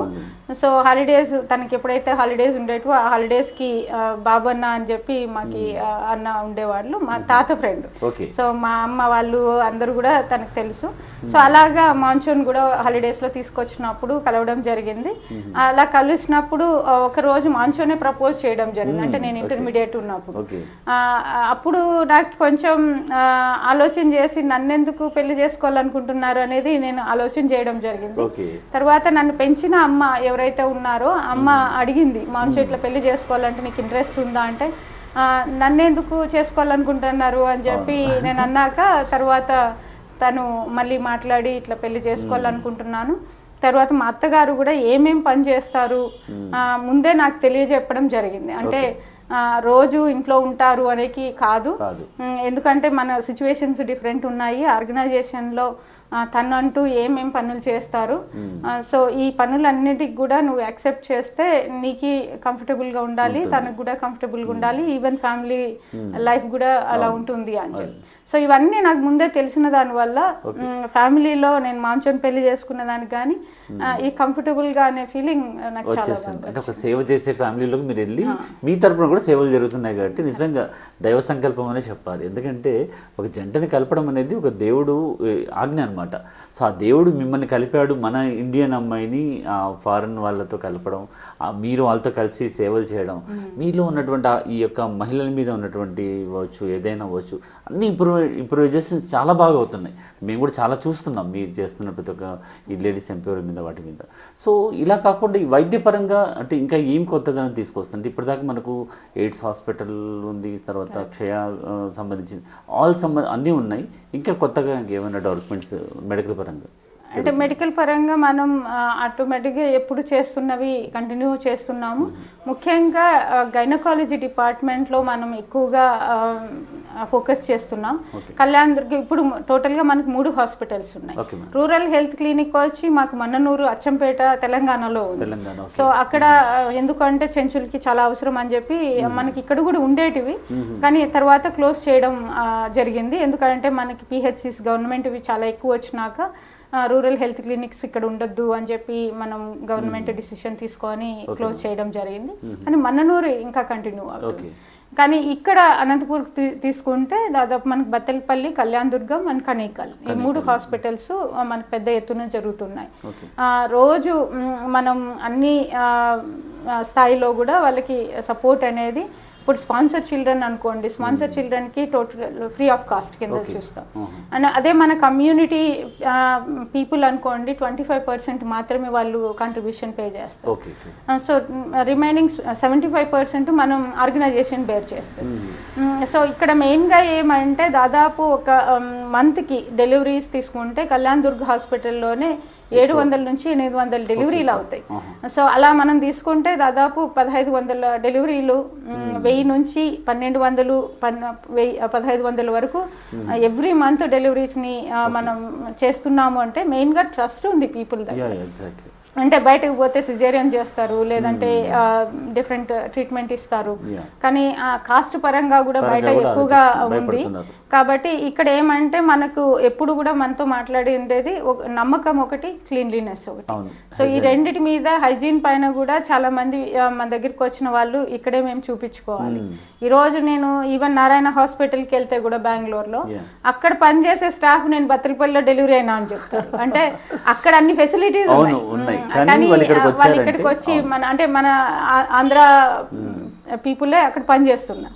సో అవి మాటలు విన్నప్పుడు చాలా హ్యాపీ అనిపిస్తుంది. అంటే చాలా మంది ఎక్కడికి వెళ్ళినా ఆర్డిటి ద్వారా మేము చదువుకున్నాము, లేదంటే ఆర్డిటి ద్వారా మేము ఈ ఫెసిలిటీస్ తీసుకున్నాము, చాలా బాగుంది అని చెప్పినప్పుడు, మెడికల్ పరంగా ఫాదర్ గారు ఎప్పుడు కూడా ఫస్ట్ చూసుకుంది చదువు ఒక పక్కన అయితే ఆరోగ్యం ఇంకొక పక్కన. సో ఆరోగ్యం ఎందుకు అంటే చాలా మంది బయట వీళ్ళు పోయి కార్పొరేట్ హాస్పిటల్స్లో పోయి ఆ ట్రీట్మెంట్ తీసుకునే స్థాయి మన పీపుల్లో లేదు. సో ఆ స్థాయిని మనమే ఎందుకు ఇవ్వకూడదు ఆర్డిటి నుంచి అని చెప్పేసి ఆ ప్లాన్ చేసుకొని ఈ హాస్పిటల్స్ని రన్ చేయడం జరిగింది. ఈరోజు ఎన్నో అవార్డ్స్ వస్తున్నాయి. ఈవెన్ మన care and support centre, HIV hospital but care and support centre అని పిలుస్తాం, దానికి ఏషియాలోనే అవార్డు వచ్చింది. అంటే ఈరోజు మనకి స్పానిష్ డాక్టర్స్ కొంతమంది రావడం జరిగింది. ఒక 13 yearsగా ఒక స్పానిష్ డాక్టర్ ఆ హాస్పిటల్ని రన్ చేస్తూ ఉన్నారు. తనే పర్సనల్గా కేర్ తీసుకుంటారు. సో అలాంటి వాళ్ళు మనకి సపోర్ట్ ఉంది. స్పెయిన్ నుంచి ఎప్పుడు కూడా మనకి డాక్టర్స్ కానీ నర్సెస్ కానీ చాలా మంచి సపోర్ట్ చేస్తున్నారు. మన వాళ్ళ స్కిల్స్ కూడా చాలా ఇంప్రూవ్ చేస్తా ఉన్నారు. సో మన దగ్గర మెయిన్గా చిన్నపిల్లల హాస్పిటల్ కావచ్చు, గైనకాలజీ కావచ్చు, జనరల్ హాస్పిటల్ కావచ్చు, చాలా బాగుంది. ఆర్తో ఇంకా చాలా బాగుంది. సో ఇవన్నీ ఉన్నాయి. కానీ మనకి ఇక్కడ ఏదైనా ఫెసిలిటీ, పేషెంట్కి కావాల్సిన ఫెసిలిటీ ఇక్కడ లేదు అంటే మనం చాలా హాస్పిటల్స్తో టైఅప్ అయ్యడం. అంటే బెంగళూరు బాప్టిస్ట్ కావచ్చు, సెయింట్ జాన్స్ కావచ్చు, నారాయణ కావచ్చు, మనం ఒక క్రెడిట్ లెటర్ ఇవ్వడం జరుగుతుంది పేషెంట్స్కి. సో ఇక్కడ ఏ రోజైతే క్యూర్ కాదు, ఇది ఇంకా ఫర్దర్గా మన క్యాన్సర్ కానీ ఇంకోటి కానీ పంపించాలన్నప్పుడు మనమే అంబులెన్స్లు ఇచ్చి లెటర్ ఇచ్చి ఫలానా హాస్పిటల్కి వెళ్ళండి అని చెప్పి కూడా మనం పంపించడం జరుగుతుంది. లేని ఫెసిలిటీ కూడా ఉన్న ఫెసిలిటీ వాటికి వెళ్ళి ఇదంతా కేర్ అనమాట. ఎంత టోటల్లీ ఒక పర్సన్ తీసుకుంటే టోటల్ కేర్ అంతా కూడా జరుగుతుంది. ఈవెన్ మళ్ళీ ఫాలో అప్స్ మొత్తం కూడా మనం చేస్తాము. ఎక్కడ ఏ ప్రాబ్లం ఉన్నా కూడా ఆ ప్రాబ్లమ్ని సాల్వ్ చేసేదాకా మనం అంటే కాన్సన్ట్రేట్ చేస్తాం ఆ పేషెంట్ పై. అసలు ఆర్డిటి సేవలు, అమోఘాలు, అద్భుతాలు అంటే నిజంగా మీరు చెప్తుంటే మాకు తెలియని కూడా చాలా. ఒకసారి నేను కూడా బత్తలపల్లి హాస్పిటల్ విజిట్ చేస్తాం వేరే పర్సన్. మళ్ళీ అక్కడ ఉన్న వాళ్ళు కూడా ఈ ఏరియా వాళ్ళు ఎవరు లేరండి, అంత బయట ఏరియా వాళ్ళంతా వచ్చి ఉన్నారు. ఆ ఎయిడ్స్ దాంట్లోకి వెళ్తే టోటల్లీ ఎక్కడెక్కడ వాళ్ళు, ఎక్కడెక్కడ నుంచి వచ్చిన వాళ్ళు. దాన్ని బట్టి చూస్తే ఎక్కడ లేని ఫెసిలిటీస్ ఉన్న హాస్పిటల్ మన దగ్గరే ఉంది. ఎంత గ్రేట్గా ఫీల్ అవుతున్నామంటే రియల్లీ. అంటే ఇక్కడ హెచ్ఐవి వచ్చినాక డిస్క్రిమినేషన్ చాలా ఉంది. హెచ్ఐవి అనేది నిజంగా జనాలు భయపడుతున్నటువంటి తరుణంలో ఎంతోమంది డాక్టర్స్ ఎంత హైజెనిక్గా ఉంటుందంటే నేను వెళ్ళి చూసినప్పుడు చాలా హైజెనిక్గా ఉంది. ఎక్కడ కూడా ఎలాంటి అసలు ఎంత కార్పొరేట్ హాస్పిటల్లా ఉందో అనిపించింది.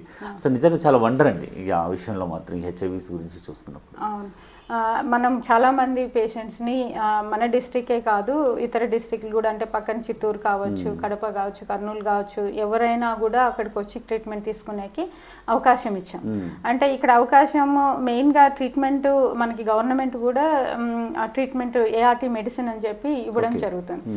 సో గవర్నమెంట్ నుంచి తీసుకుంటూ మన వాళ్ళు చెకప్స్ చేస్తూ ఎవ్రీ 2 months వన్స్ మన దగ్గరికి పేషెంట్స్ రావడం జరుగుతుంది. అంటే కొంతమంది నాకు బయటకు వచ్చేకి ఇష్టం లేదు అంటే కూడా లోకల్గా కూడా ఏఆర్టీ మెడిసిన్ దొరుకుతుంది.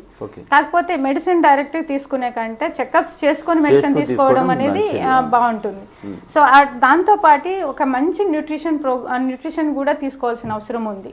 సో మెడిసిన్ న్యూట్రిషన్ బాగా తీసుకుంటే వాళ్ళ లైఫ్ స్పాన్ ఇంకా పెరిగేకి అవకాశాలు ఉన్నాయి. సో అందుకని మనం ఏం చేస్తున్నామంటే న్యూట్రిషన్ కూడా వాళ్ళకి అంటే ప్రోటీన్ కావాలన్నా, ఫ్యాట్స్ కావాలన్నా, లేకపోతే విటమిన్స్ కావాలన్నా అనేది చూసుకొని ఒక బ్యాగ్ ఫుల్ ఆఫ్ న్యూట్రిషన్ మనం ఇవ్వడం జరుగుతుంది. అంటే మనం ఏం చేస్తున్నాం అంటే వాళ్ళ ట్రీట్మెంట్ ఇవ్వడానికి ట్రీట్మెంట్కి వచ్చినప్పుడు మీకు న్యూట్రిషన్ ఇస్తాము అని చెప్పి అలా మనం ట్రీట్మెంట్ జరుగుతుంది, న్యూట్రిషన్ కూడా ఇవ్వడం జరుగుతుంది. సో రెండు జరుగుతుంది. కొంతమంది ఎలా ఉన్నారంటే ఇంకా లాస్ట్ స్టేజెస్కి వచ్చినప్పుడు అంటే టీబీ కూడా చాలా హై లెవెల్లో వచ్చేస్తుంది వీళ్ళకి. సో మనం అంటే సిడి కౌంట్ అని చెప్తాం దీంట్లో. సో టీబీ ఎక్కువ అయినప్పుడు మనం ఒక బాగా వెంటిలేషన్ ఉన్న ఒక రూమ్ని హాస్పిటల్గా తయారు చేయడము, అక్కడ స్పెషల్ కేర్ ఇవ్వడం జరుగుతుంది. అట్ ద సేమ్ టైం అక్కడ కూడా హాస్పిటల్కి చిన్న క్యాంటీన్ కూడా పేషెంట్స్ కోసం రన్ చేస్తున్నాం. అంటే అక్కడ వాళ్ళకి ఏమేమి న్యూట్రిషన్ అవసరమో, ఏమేమి ప్రోటీన్ అవసరమో వాళ్ళకి అవి ఇవ్వడం జరుగుతుంది. సో కొన్ని స్టేజెస్లో పేరెంట్స్ అని కానీ లేదా పిల్లలు కానీ ఎవరైనా కానీ మాకు వీళ్ళని చూసుకోవడం కానీ వీళ్ళని దగ్గర పెట్టుకోవడం కానీ ఇష్టం లేదు అన్నప్పుడు వెంటనే అక్కడ హాస్పిటల్ దగ్గర వదిలిపెట్టడమో లేదంటే ఏదో ఒకటి చేసేయడమో జరుగుతుంది. సో అట్లా వదిలిపెట్టి చనిపోయినప్పుడు కూడా మనమే దహనం చేయడము, మనమే అవి కూడా చేయడం జరుగుతుంది. అంటే ఇంకా ఎవరు లేనప్పుడు, ఎవరు పట్టించుకున్నప్పుడు వాళ్ళని మనం బాడీని మన దగ్గర పెట్టుకోలేము. కాబట్టి వాళ్ళని ఏ స్థాయిలో అయితే వాళ్ళని చేయాలనుకుంటామో ఆ స్థాయిలో చేస్తాం. కొన్నిసార్లు కాంటాక్ట్ చేసినా కూడా వాళ్ళు పట్టించుకోరు. కరోనా టైంలో కూడా ఇలాగే జరిగాయి కదండి, చాలా వరకు చావులు. కానీ వాటిలో చాలా తక్కువే మనం బాగా పేషెంట్స్ అందరూ కూడా రికవర్ అయ్యారు. చాలా వరకు రికవర్ అవడానికి అప్పుడు మీరు చేసిన సేవలు గుర్తొచ్చాయంటే మాత్రం నిజంగా కాపాడారు అన్న వర్డ్ని చాలా గట్టిగా వాడాలనిపించింది మనుషుల్ని. హాస్పిటల్ కూడా మనకి కలెక్టర్ గారు ఇక్కడ గవర్నమెంట్ ఆఫీషియల్స్ అందరూ కూడా ఇన్వైట్ చేసి హాస్పిటల్ ఇప్పుడు కోవిడ్ ఎక్కువ అవుతుంది కదా, మన హాస్పిటల్స్ అన్నీ కూడా కోవిడ్ హాస్పిటల్స్గా చేయాలన్నప్పుడు మా అత్తగారే వెళ్ళారు ఆ మీటింగ్కి. మేము ఫస్ట్ కోవిడ్ హాస్పిటల్గా తయారు చేసేస్తాము అని చెప్పి అడిగిన వెంటనే బత్తలపల్లి హాస్పిటల్స్ని కోవిడ్ హాస్పిటల్గా తయారు చేయడం జరిగింది. సో ఒక స్టేజ్లో వరకు వాళ్ళు బాగా రన్ చేసినారు. తర్వాత కొంచెం ఫుడ్ ఎలా అంటే మనం ప్యాకింగ్ చేసేవాళ్ళం. ఎందుకంటే కోవిడ్ పేషెంట్ల వరకు మనం వెళ్ళకూడదు, వెళ్తే వాళ్ళకి ముట్టుకుంటే వస్తుంది, అపోహలు చాలా ఉన్నాయి. సో ఆ టైంలో మనం ఫుడ్ వాళ్ళకి ఇచ్చినా కానీ చాలా వేస్ట్ అవుతా ఉంది. ఆ ప్యాక్ కూడా ఓపెన్ చేసుకునేంత ఎనర్జీ లేదు పేషెంట్ దగ్గర. తర్వాత నేను వెళ్ళడం జరిగింది, పేషెంట్ల దగ్గర డైరెక్ట్గా మాట్లాడడం జరిగింది. అప్పుడు మేము ఏమనుకున్నాం అంటే హై ప్రోటీన్ ఫుడ్ ఇవ్వాలి, మెయిన్గా విటమిన్ సి కూడా ఎక్కువ ఇవ్వాలి. సో ఇవ్వాలన్నప్పుడు చాలా మందికి షుగర్ అటాక్ అయింది కోవిడ్ తో పాటు. సో అప్పుడు ఏమన్నారంటే రాగి ముద్ద, చికెన్ ఇవే ఇవ్వాలి, ఎవరికైతే మనకి షుగర్ లేదో వాళ్ళకి రైస్ ఇవ్వచ్చు అని. సో నేనేమన్నా అంటే కొంతమంది మాకు ముద్ద తినాలని ఉంది, అదైతే కొంచెం ఈజీగా ఫాలో చేస్తాము అని చెప్పి అన్నప్పుడు నేనేమన్నా అంటే ఓకే మా స్పోర్ట్స్ సెంటర్ నుంచి బత్తలపల్లి ఏదైతే మాకు సెంటర్ ఉందో అక్కడి నుంచి యూత్ని తీసుకొని మనం పీపీఈ కిట్లు ఒక రోజు డాక్టర్స్తో అంతా కూడా ట్రైనింగ్ ఇప్పించి ఆ పిల్లలతోనే మనం డైరెక్ట్గా పేషెంట్కి సర్వ్ చేయించడం జరిగింది. అక్కడ సర్వ్ చేయించినప్పుడు ఎందుకు సర్వ్ చేయించాల్సి వచ్చింది అంటే కనీసం పేషెంట్ తినగలిగింది ఏదో తిననిండి, తిననివ్వాలి. వేస్ట్ కూడా కావద్దు. ఇలా ఎంత కావాలో వాళ్ళు అంత పెట్టించుకుంటారు.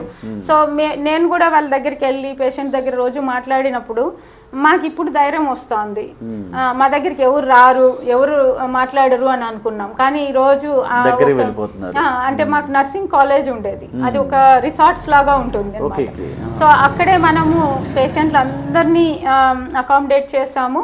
అంటే సీరియస్గా ఉండే వాళ్ళంతా హాస్పిటల్లో ఉంటారు, కొంచెం రికవరీ స్టేజ్ బాగుంది, ఏం ప్రాబ్లం లేదు అన్నప్పుడు మనం అక్కడ పెట్టాం. సో అక్కడ డైరెక్ట్ మాట్లాడి సర్వ్ చేస్తూ ఉంటే మాకి కోవిడ్ వచ్చిన ఫీలింగ్ కూడా రాలేదు ఇప్పుడు. సో బాగున్నాము అన్నాం. ఇంకా సెకండ్ వేవ్ లో మనకి డెత్స్ చాలా ఎక్కువ జరిగాయి. ఆక్సిజన్ ప్రాబ్లం వచ్చింది, చాలా మీ హెల్ప్. అంటే అప్పుడు ఆక్సిజన్, నేను మిషన్ ఆక్సిజన్ అన్నాను కదా, ఆక్సిజన్ మనం ఎప్పుడు కూడా ఒక ట్యాంకర్స్ తో కర్ణాటక నుండే తోలుతున్నాం. సో ఆ టైంలో కర్ణాటక వాళ్ళు మాకే కావాలి, మీకు ఇవ్వలేము అని చెప్పి చెప్పడం జరిగింది. సో ఆ టైంలో మనకి స్పెయిన్ నుంచి కూడా చాలా మెటీరియల్ ఒక ఫ్లైట్ కి అంతా కూడా పంపించడం జరిగింది. సో ఆ టైంలోనే మిషన్ ఆక్సిజన్ ని నేను తీసుకురావడం జరిగింది. కాకపోతే డెత్స్ అంటే నేను నా కళ్ళ ముందర చాలా చూడగలిగినాను. అంటే ఒక పక్కన చాలా బాడీలు వచ్చేస్తున్నాయి, అక్కడ మనకి మార్చరీలో కూడా ప్లేస్ లేనంతగా తయారైపోతా ఉంది. కానీ రావడం డెత్స్ ఎక్కడ జరిగినా అంటే లాస్ట్ మినిట్ వరకు ఎవరైతే వెయిట్ చేస్తున్నారో హాస్పిటల్కి వచ్చినారో అవే ఎక్కువ డెత్స్ జరిగింది. ఎవరైతే ముందుగా కనుక్కొని వచ్చినారో వాళ్ళైతే డెత్స్ జరిగింది తక్కువ ఛాన్స్. సో ఇక్కడ మెయిన్గా ఒబేసిటీ ఉన్న వాళ్ళకి ఎక్కువ డెత్స్ జరిగినాయి. సో ఈ డెత్స్ జరిగినప్పుడు కూడా మనం ఏం చేస్తున్నామంటే మార్చురీలో పెట్టినాక ఈవెన్ బత్తలపల్లి నుంచి అనంతపూర్కి తీసుకురావడానికి ఒక డెడ్ బాడీని 30,000 కూడా బయట నుంచి అంబులెన్స్లు అడగడం జరిగింది. సో చాలామంది పూర్ పీపుల్ ఉన్నారు కాబట్టి చాలామంది నన్ను అడిగింది ఏమంటే, మేడం మాకు ఇది తీసుకుపోయే కూడా చాలా కష్టంగా ఉంది, మేము తీసుకొని పోయి ఈవెన్ పూడ్చేయాలన్నా కూడా మాకు పీపీ కిట్స్ కానీ ఏమీ లేవు, కేర్ లేదు, సో మాకు సపోర్ట్ చేయండి అంటే అప్పుడు ఇంత డబ్బు మేము పెట్టుకోలేము బయట అంబులెన్స్లకి అన్నప్పుడు నేను మళ్ళీ మా అంబులెన్స్లు ఎక్కడెక్కడ ఉన్నాయో అరేంజ్ చేసి, సో మా డ్రైవరు ఇంకొక పర్సన్ పీపీఎస్ తీసుకుపోయి వాళ్ళే గుంతలో పెట్టి సగం పూడ్చినాక అప్పుడు ఫ్యామిలీ మెంబర్స్ని కూడా వెళ్ళడం జరిగింది. సో పేషెంట్లతో అయితే నేను ఒక స్థాయిలో రెడీగా ఉన్నాను. అంటే కోవిడ్ వచ్చినా కూడా పర్లేదు, నేను ఎనీవే హాస్పిటల్లో ఉంటాను, అక్కడే కేర్ తీసుకుంటాం, అక్కడే కావాలంటే అడ్మిట్ అవుతాము అని. సో నేను ఫస్ట్ వేవ్ సెకండ్ వేవ్ చాలా వరకు నా ఫ్యామిలీకి దూరంగానే ఉన్నాను, గెస్ట్ రూమ్లో ఉన్నాను. సో మా టీం కూడా అంటే గెస్ట్ రూమ్లు ఇచ్చేసి ఇంటికి వెళ్ళే ముందు బాత్ చేసుకునే వెళ్ళాలి, బట్టలు ఇక్కడే పెట్టాలి. సో ఎక్కడైతే ప్రికాషన్స్ నీడ్ ఉన్నాయో ఆ ప్రికాషన్స్ అన్ని కూడా మేము తీసుకుంటూ చేయడం జరిగింది. ఇందాక నర్సింగ్ కాలేజ్ అన్న, నర్సింగ్ కాలేజ్ ఉన్నట్టు, ఓకే కాలేజ్ ఉన్నట్టు ఫ్యూచర్లో ఇంకేమన్నా మంచి కాలేజెస్ అంటే ఇప్పుడు మెడికల్ కాలేజ్ అలాంటివి వచ్చే అవకాశాలు ఏమైనా ఉన్నాయా? ఇప్పుడు వరకు అయితే మనం ఇంకా ఆలోచన చేయలేదు, కానీ నర్సింగ్ కాలేజ్ అయితే చాలా ఉంది కదా. అంటే ఇప్పుడు కాలేజెస్ మీద ఇప్పుడు నర్సింగ్ కాలేజ్ పెట్టారు కాబట్టి మెడికల్ కాలేజ్ లాంటివి కూడా మనం ఇంటర్న్షిప్ చేసే కాలేజెస్ కి ఎవరికైనా కానీ సపోర్ట్ చేస్తున్నాము. సో వాళ్ళందరికీ కూడా హాస్పిటల్లో ఏమేమి ఆపర్చునిటీస్ కావాలో వాళ్ళకి అందరికీ హెల్ప్ చేస్తున్నాం, కానీ డైరెక్ట్ మెడికల్ కాలేజ్ అయితే ఇంతవరకు ఆలోచించలేదు. ఓకే, అలా వస్తే ఇంకా బాగుంటుంది మన డెవలప్మెంట్స్ కి, మేబీ ఫ్యూచర్ చూస్తాం.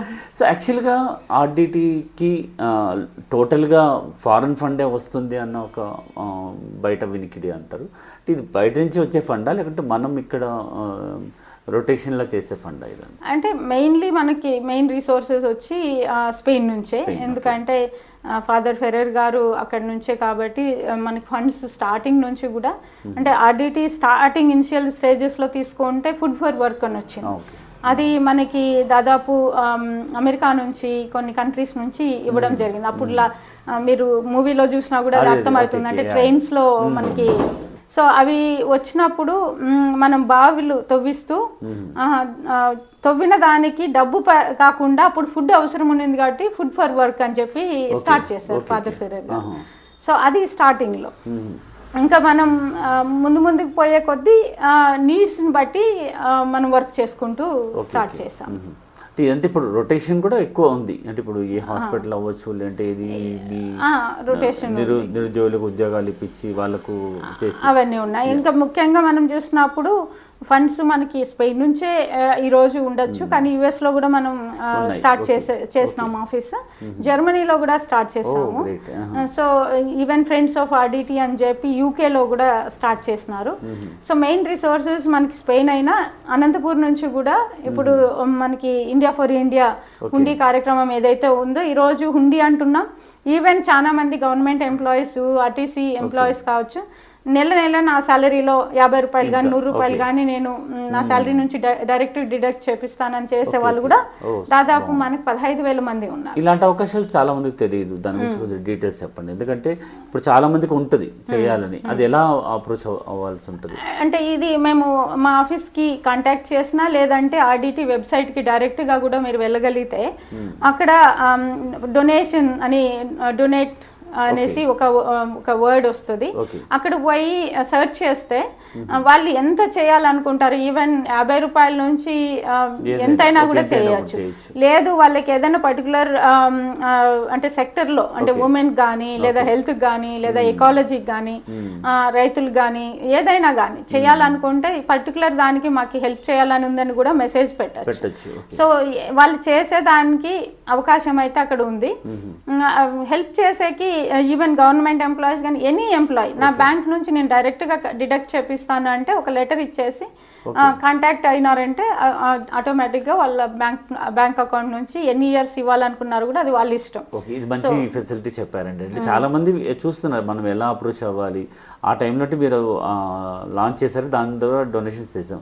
రెగ్యులర్గా కూడా మనం అంటూ ఏదైనా చేస్తే ఇలాంటి ఆర్గనైజేషన్ డెవలప్ అవ్వాలని కోరిక చాలా మందికి ఉంటుంది అన్నమాట. సో నేను అంటాను ఈవెన్ మనకు ఫారిన్ నుంచి వచ్చేది ఇంపార్టెంటే, కానీ మన లోకల్గా మన కోసం మన వాళ్ళ కోసం మనం సహాయం చేసుకోవడం అనేది చాలా చాలా ఇంపార్టెంట్.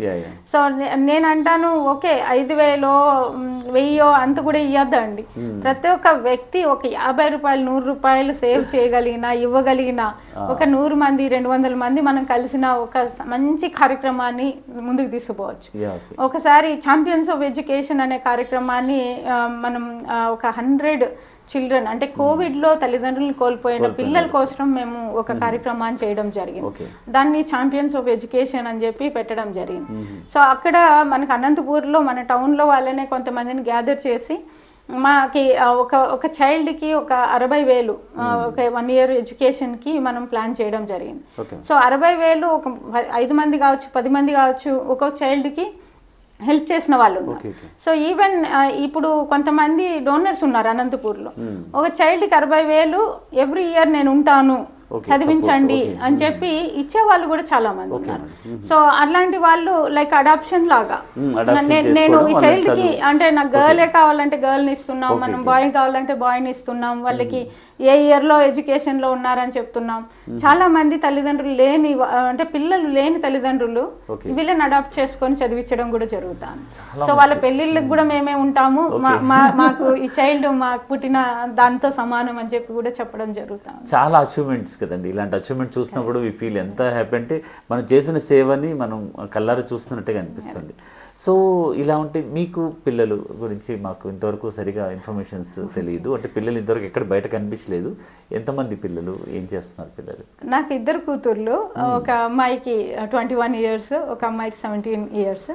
పెద్ద అమ్మాయి bachelors of social work Melbourne ఆస్ట్రేలియాలో చదువుతా ఉంది.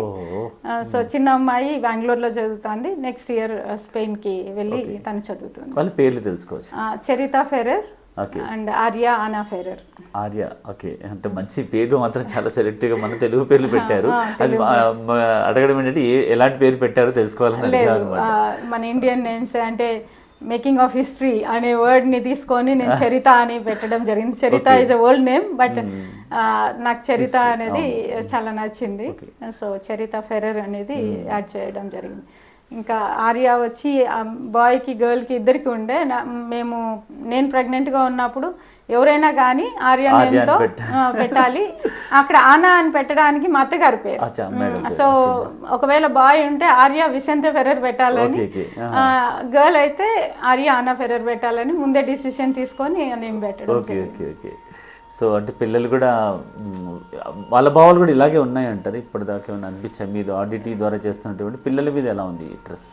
అంటే చాలా ఇష్టం. మేము చేసే వర్క్లో ఏ రోజు కూడా వాళ్ళు కూడా ఫోన్ చేసి ఏం జరిగింది, ఏం చేస్తున్నారు అని కనుక్కుంటూ ఉంటారు. ఇంకా పెద్ద అమ్మాయి చాలా ఇంట్రెస్టెడ్, ఆర్డిటీకి వచ్చి నేను పని చేయాలి అనే ఇష్టం కూడా చాలా ఉంది. కానీ ఫ్యూచర్ ఏంటి అనేది ఎవరి చేతుల్లో లేదు కాబట్టి వాళ్ళ నిర్ణయం వాళ్ళకే వదిలేస్తాం. ఓకే, చాలా టైంని మాతో స్పెండ్ చేయడం, we feel so happy. So ఒక లాస్ట్ ఒక క్వశ్చన్, ఇందాక మీరు చెప్తున్నప్పుడు ఒంటరి మహిళ గురించి చెప్పారు, ట్రాన్స్జెండర్స్ గురించి చెప్పారు. సో అది దాని అంచనాలు ఎలా, ఏం చేయాలనుకుంటున్నారు వాటి గురించి? ఇది స్కీమ్సా లేకుంటే ఏంటి, వాళ్ళ హెల్ప్ ఎలా? సో ఇప్పుడు మహిళా పరంగా తీసుకుంటే ఒంటరి మహిళలు చాలా మంది ఉన్నారు. ఆర్డిటీ పనిచేసే ఏరియాలలో ఈవెన్ చెంచు కానీ ఇక్కడ కానీ తెలంగాణ ప్లస్ ఆంధ్ర తీసుకుంటే దాదాపు 2600 మంది సింగిల్ మదర్స్ ఉన్నారు మనకి. సో ఈ 2600 మంది సింగిల్ మదర్స్తో మనం న్యూట్రిషన్ ప్రోగ్రామ్, అంటే ఎందుకు న్యూట్రిషన్ ప్రోగ్రామ్ చేస్తున్నాము అనే దాంట్లో డ్రై న్యూట్రిషన్ అంటే బియ్యం కావచ్చు, బ్యాళ్ళు కావచ్చు, రాగులు, గోధుమలు, కోవిడ్ తర్వాత సోప్స్ ఇవ్వడం జరిగింది, ఆయిల్ కూడా ఇస్తున్నాం. అంటే ఈ సపోర్ట్ ఎందుకు వాళ్ళకి అవసరం ఉండింది అంటే వీళ్ళకి చిన్నపిల్లలు ఉన్నారు.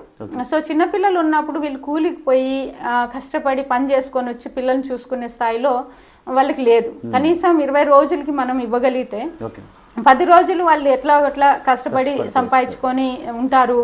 పిల్లలకు కూడా ఒక న్యూట్రిషన్ అనేది దొరుకుతుంది అనే ఉద్దేశంతోనే చాలా మంది మనకు ఉండే సింగిల్ మదర్స్ యంగ్ మదర్స్.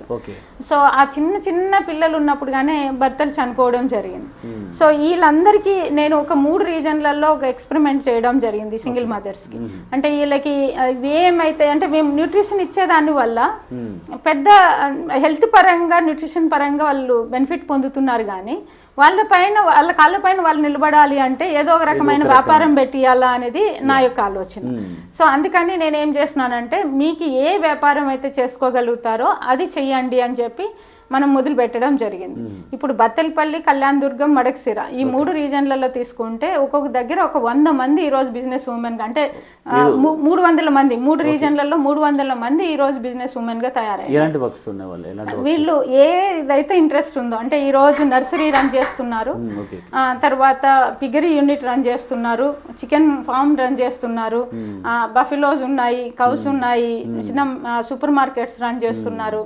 వాళ్ళు ఏ బిజినెస్ అయితే వాళ్ళకి కంఫర్టబుల్గా ఉందో, వాళ్ళు ఏదైతే చేసుకోగలరో ఆ బిజినెస్ పైన మనం సపోర్ట్ చేయడం జరుగుతుంది. ఈరోజు ఒక ఎనుము ఆవుని తీసుకున్న ఒక మహిళ గురించే చెప్తాను. అంటే మనకి 2-3 దగ్గరలో ఆపర్చునిటీ ఉంది.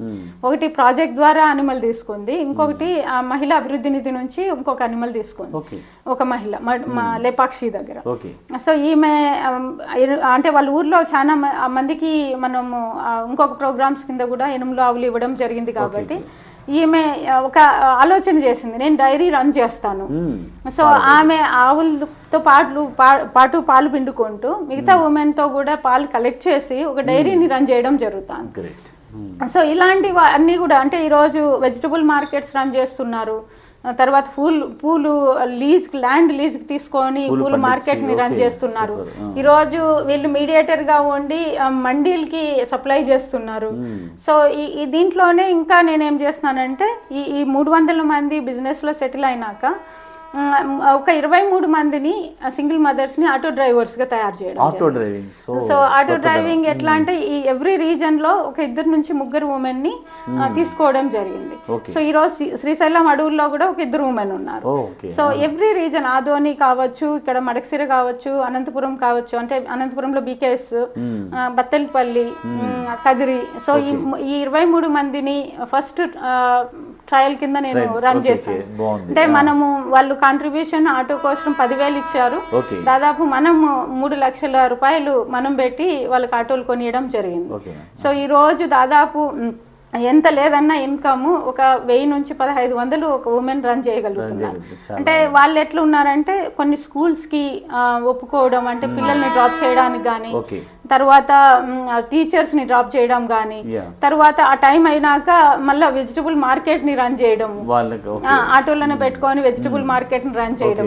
అంటే రకరకాలుగా, అంటే వాళ్ళకి ఏ ఫెసిలిటీస్ అయితే ఆ చుట్టుపక్కల ఉన్నాయో ఆ చుట్టుపక్కల ఉన్న ఫెసిలిటీస్ని ఈరోజు చాలా బాగా రన్ చేస్తున్నారు.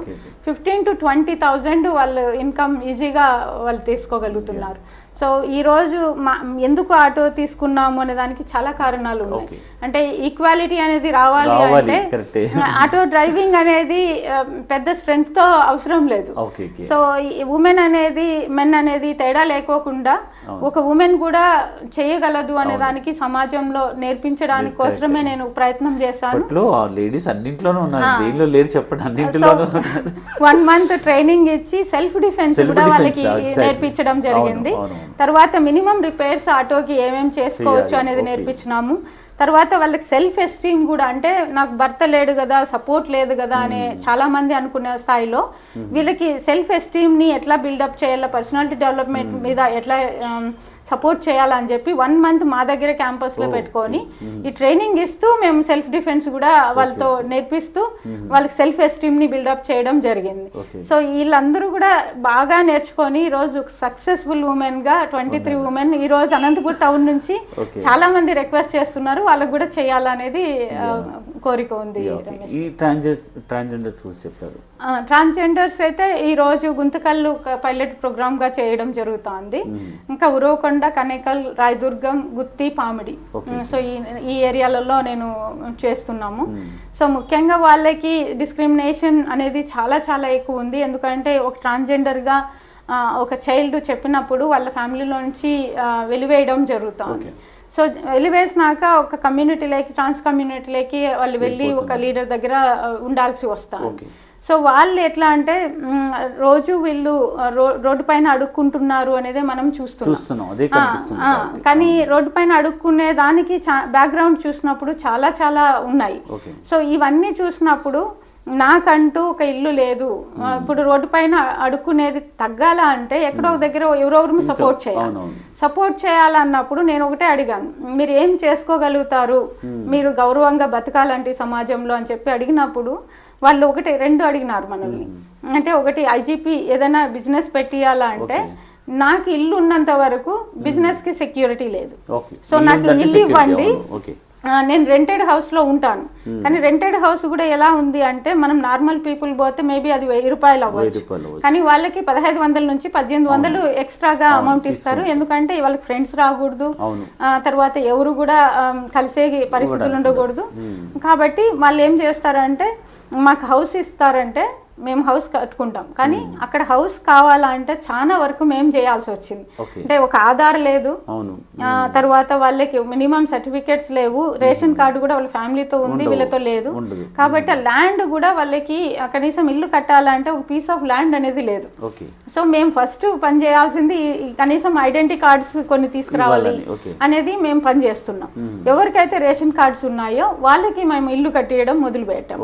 సో ఇప్పటికీ మనకి 4 ఇండ్లు అయిపోయినాయి, ఇంకా 2-3 అండర్ కన్స్ట్రక్షన్ లో ఉన్నాయి.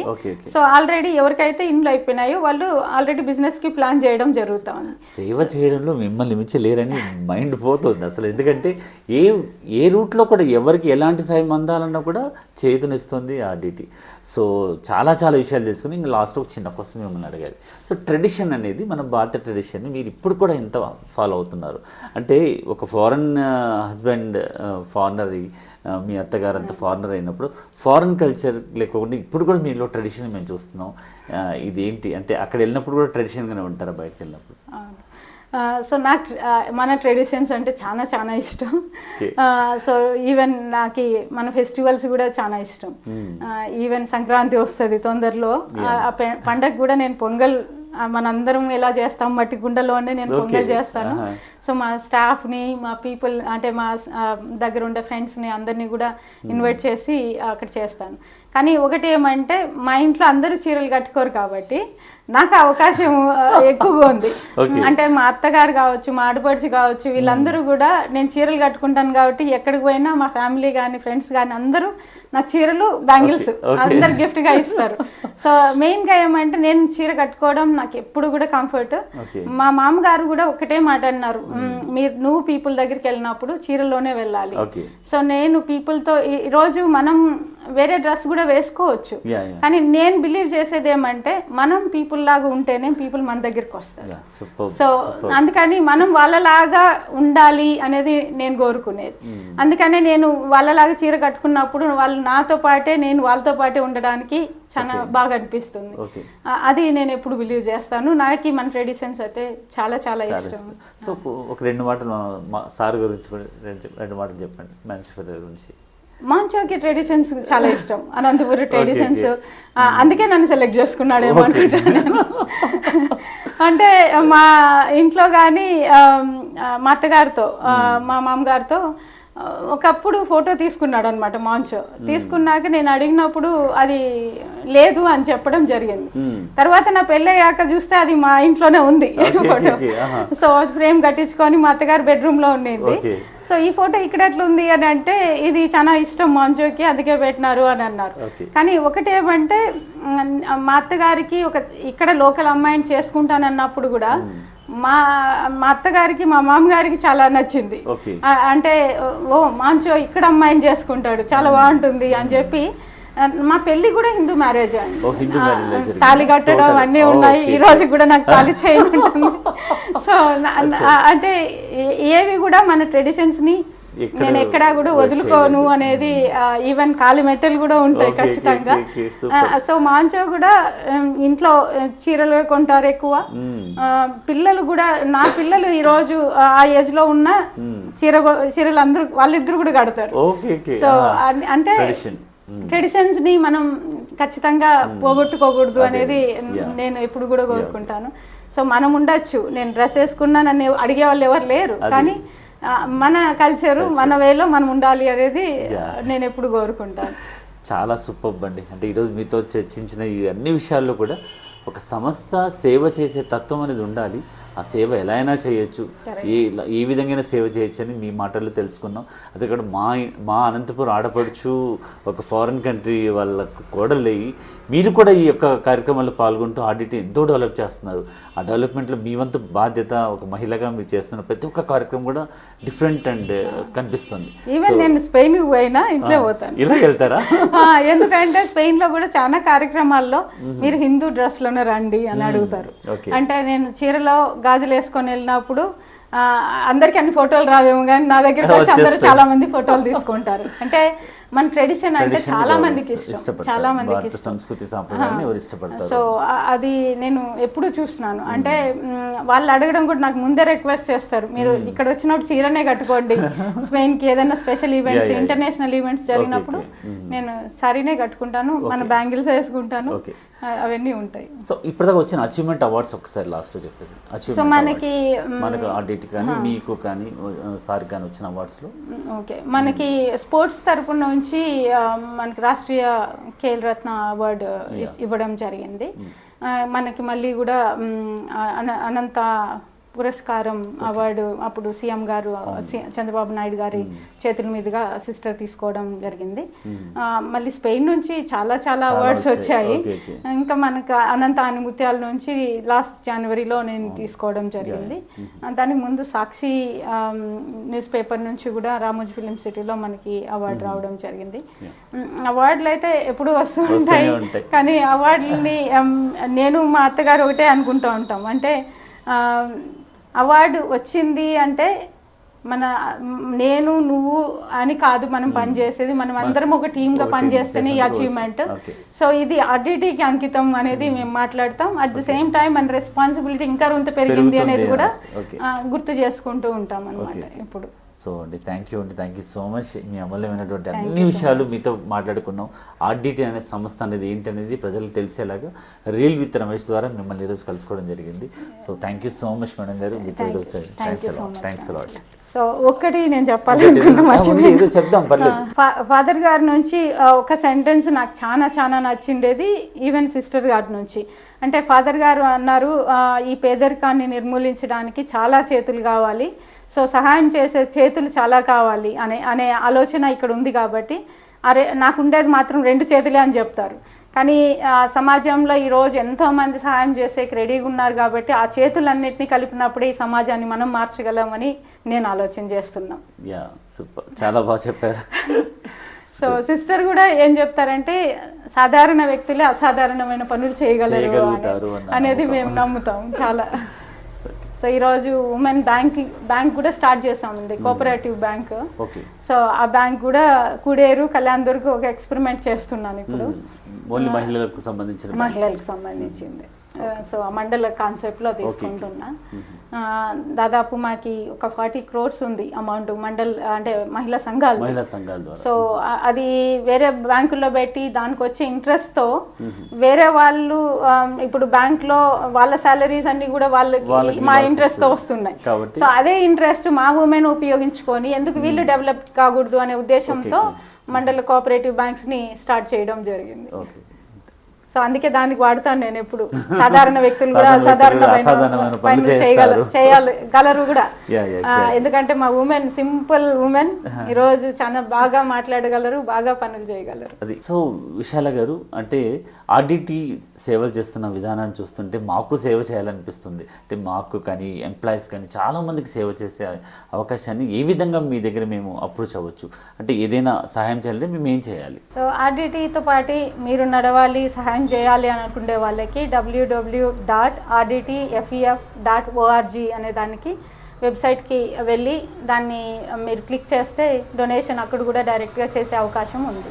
ఇలా దినదిన అభివృద్ధి చెందుతూ ఇంకా ఇంకా ఇంకా కొత్తదనం తీసుకొని రావాలి మేడం మీ తరఫు నుంచి మనస్ఫూర్తిగా కోరుతున్నాను. కృషి ఉంటే మనుషులు ఋషులు అవుతారు, మహాపురుషులు అవుతారంటే ఏమో అనుకున్నా. ఎంత వాస్తవం అనిపిస్తుందంటే విశాల గారితో మాట్లాడిన ప్రతి ఒక్క మాటలో కూడా సేవ చేసే తత్వం, కుటుంబం మొత్తం సేవలోనే నిమగ్నం అయిపోయారు, పిల్లల దగ్గర నుంచి పెద్దవాళ్ళ దగ్గర నుంచి. సో వీళ్ళు చేస్తూ నలుగురికి చేయించే మంచి మనస్తత్వంతో ఈరోజు ఆర్డిటి మనకు సేవలు చేస్తుంది. మనమంతు మన బాధ్యతలు మనం తెలుసుకోవాలి. ఇలాంటి బాధ్యతలను మనకు గుర్తు చేసి ఈరోజు సమాజంలో మనమంటూ ఒక మనిషిగా నిలవాలి అంటే సేవ చేయాలి. ఆ సేవ ఆర్డిటి లాంటి సేవ అయి ఉండాలి. కాబట్టి ఇలాంటి మరికొన్ని విషయాలతో నెక్స్ట్ ఇంటర్వ్యూలో మరి కలుద్దాం. Thank you so much.